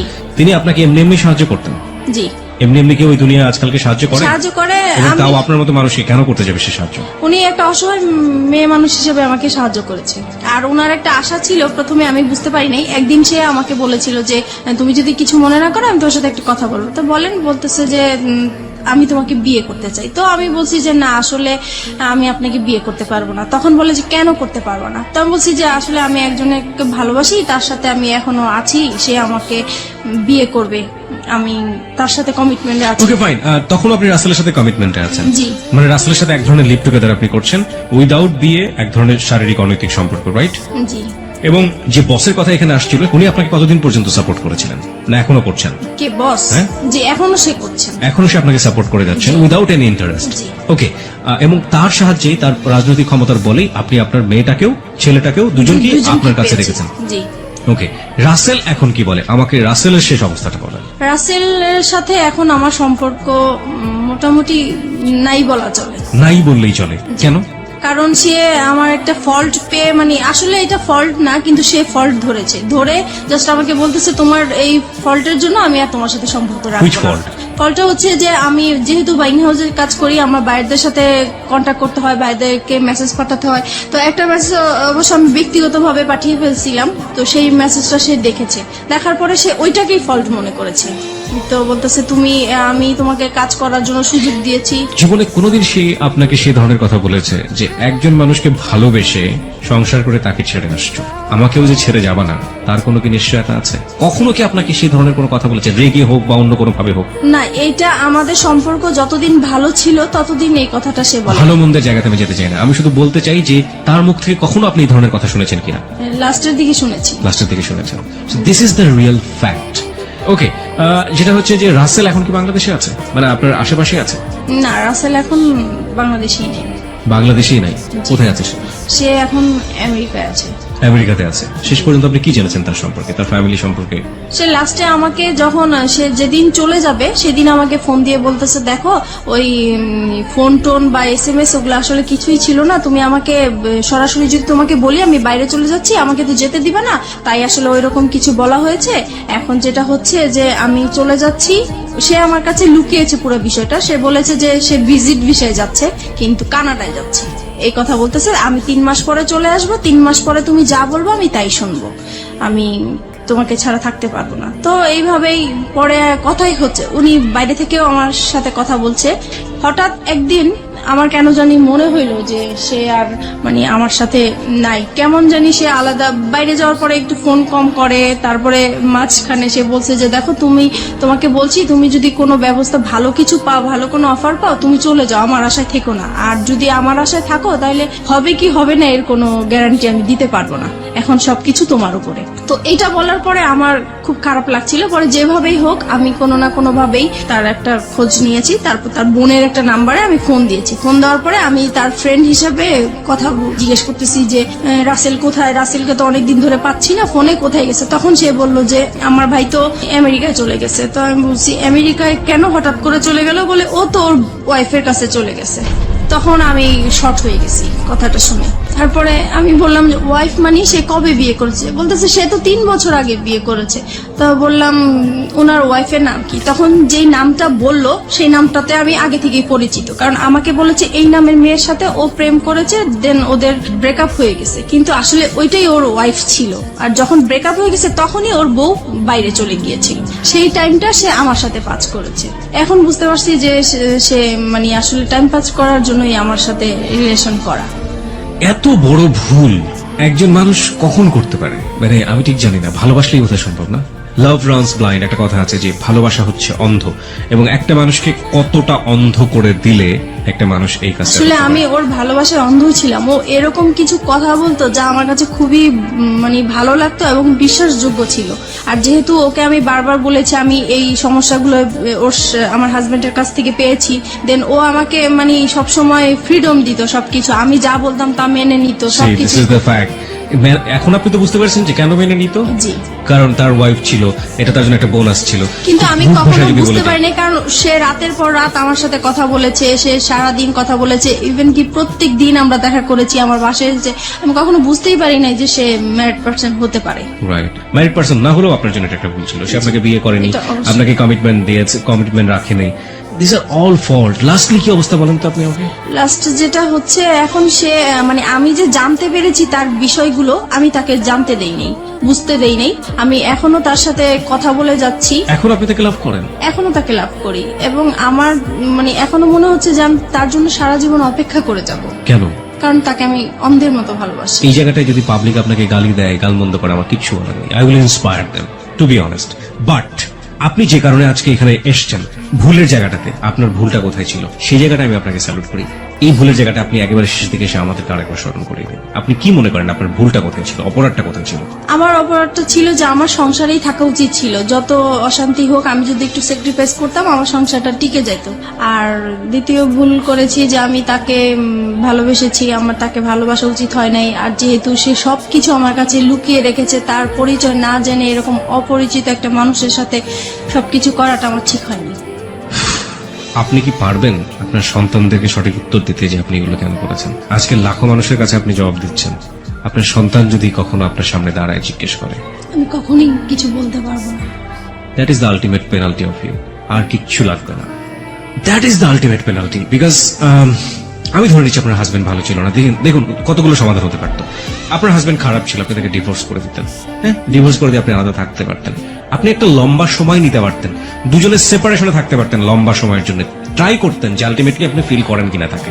ইকোনমিক সাপোর্টের একটা জায়গার ব্যাপার ছিল, ফাইন, ইকোনমিক সাপোর্টের জায়গায় আপনি নিজে স্বাবলম্বী হওয়ার জন্য যথেষ্ট রসদ আপনার কাছে ছিল, আপনি কাজ জানেন, আপনি হাতের কাজ জানেন, আপনি সেগুলো নিয়ে কাজ করতে পারতেন, এবং এই কাজ করে বাংলাদেশে অনেক অনেক মেয়েরা আজকে স্বাবলম্বী, আপনি সেই জায়গাটা থেকে পারতেন, আপনি সেটাও করেননি। আপনি second time fall in love with someone, আপনি দুটো বাচ্চার মা হওয়ার পরেও, এবং সেই ফল ইন লাভটা ঠিক সেম ব্যাপার ছিল লাইক ইউর হাজব্যান্ড, যখন আপনি হাজব্যান্ডের সাথে ভালোবেসেছিলেন, still your fall in love with that guy, যে মানুষটা আপনার সাথে এক ধরনের বড় হিপোক্রিসি করেছে। তাহলে আপনার প্রথম হাজব্যান্ডের ক্ষেত্রে অপরাধটা কোথায় ছিল? আমি তাকে কোনো অপরাধ দেখছি না। আপনার সেকেন্ড মানুষ যে, সে যদি বিয়ে করে এত বড় চিট করে একটা সংসার ভেঙে দিয়ে বিদেশে চলে যেতে পারে, তাহলে প্রথম হাজব্যান্ড তো তার তুলনায় অনেক ভালো মানুষ ছিল। আপনি তো তাকে কোনোদিন হাতে হাতে ধরেননি, ধরেছেন? জি না। ধরেননি, আপনি তাকে সন্দেহ করতেন, সে আপনার পাশে বসে থেকে কোনো একটা মেয়ের দিকে ফ্যাল করে তাকিয়ে থাকতো, হ্যাঁ, এটুকুই আপনার কাছে লেগে। আপনি কোনোদিন তাকে হাতে নাতে ধরেননি, আপনাকে সে হাতে নাতে ধরেছে, তারপর আপনার সঙ্গে ঘর সংসার করতে চেয়েছে। জি। সে অন্যায় করে অত্যাচার করুক, আপনার কাছে সে অধিকার চেয়েছে, স্বামীর অধিকার, আপনি পালিয়ে গেছেন, তারপর আপনাকে ওখান থেকে বারবার ধরে নিয়ে আসার চেষ্টা করছে দুটো সন্তানের জন্য। লাভ না করলেও দিস ইজ হার্ড ট্রুথ। জি। কিন্তু আপনাকে এই মানুষটা কি দিয়েছে যে মানুষটাকে আপনি স্টিল লাভ করেন? সে তার কাছ থেকে তো কিছুই পাইনি, কিন্তু আমি এটাই বলবো যে তার তার সাথে আমি সময় কাটাতে আমার ভালো লাগতো। Is that all thing for life? This is very funny. By the way, আপনার জন্য কিছুই বলার নেই, শুধু একটা কথা বলার ছাড়া, সেটা হচ্ছে মিতা, যাই কিছু করেন না কেন, আপনার সন্তানের ভবিষ্যৎ খুবই খুবই গুরুত্বপূর্ণ। আপনার একটা মেয়ে আছে এবং আপনার ছেলে আছে, এবং আপনার বেটার ফিউচার আপনার বেটার ইকোনমিক স্ট্যাটাসের উপর ডিপেন্ড করে, এবং আপনার যে লেখাপড়ার স্ট্যাটাস, সেখান থেকে আসলে খুব বেশি ভালো কিছু করা সম্ভব কিনা আমি জানি না, তবে অবশ্যই সেই দিনের জন্য আপনার প্রিপারেশন নেওয়াটা বেটার, যে যেদিন আপনার মেয়ে আপনার সামনে দাঁড়িয়ে বলবে যে আমার ভবিষ্যৎটা কেমন। আজকের নোটসগুলো আসার সময় নিয়ে আসবো আমি, চিন্তা করো না। মিষ্টি হাসি ফুটে উঠলো ঠোঁটে। ফোনটা রেখে শাওয়ার নিয়ে বাইরে বেরোলো সে। টেবিলে খাবার সাজানো, নাস্তা কে বানালো? খালা ঘর মুছছে তখন, তাকে দেখেই একগাল হেসে বলল, ভাইয়ের আপনার আর খালাম্মার নাস্তা বানিয়ে রাখতে কইছিল, খালাম্মারটা সকালেই দিয়েছি, আপনারটা এতক্ষণে ঠান্ডা হয়ে গেছে, গরম কইরা দিমু? না খালা, দরকার নেই। আপনার ভাইয়া খেয়েছেন? না, আমি কইলাম খাইয়া যান, কয় দেরি হইয়া গেছে, খাইবো না। রাত্রির মন খারাপ হয়ে গেল, মানুষটা না খেয়ে চলে গেছে। এমনিও দুপুরে ঠিক মতো খায় কিনা জানে না, কতবার বাসা থেকে খাবার বানিয়ে দিতে চেয়েছে, নেবেই না, জেদি একটা। ইস, তার ঘুমটা সকালে ভাঙলো না কেন? মানুষটার এতটুকু খেয়ালই রাখতে পারে না সে। ধ্যাত, সারাদিন এঘর ওঘর করেই কাটলো। বিকেলের দিকে আলমারি খুলে বসলো রাত্রি। বিয়ের শাড়িটা হাতে নিয়ে উল্টে পাল্টে দেখলো পাক্কা 30 মিনিট যাবত। আলমারি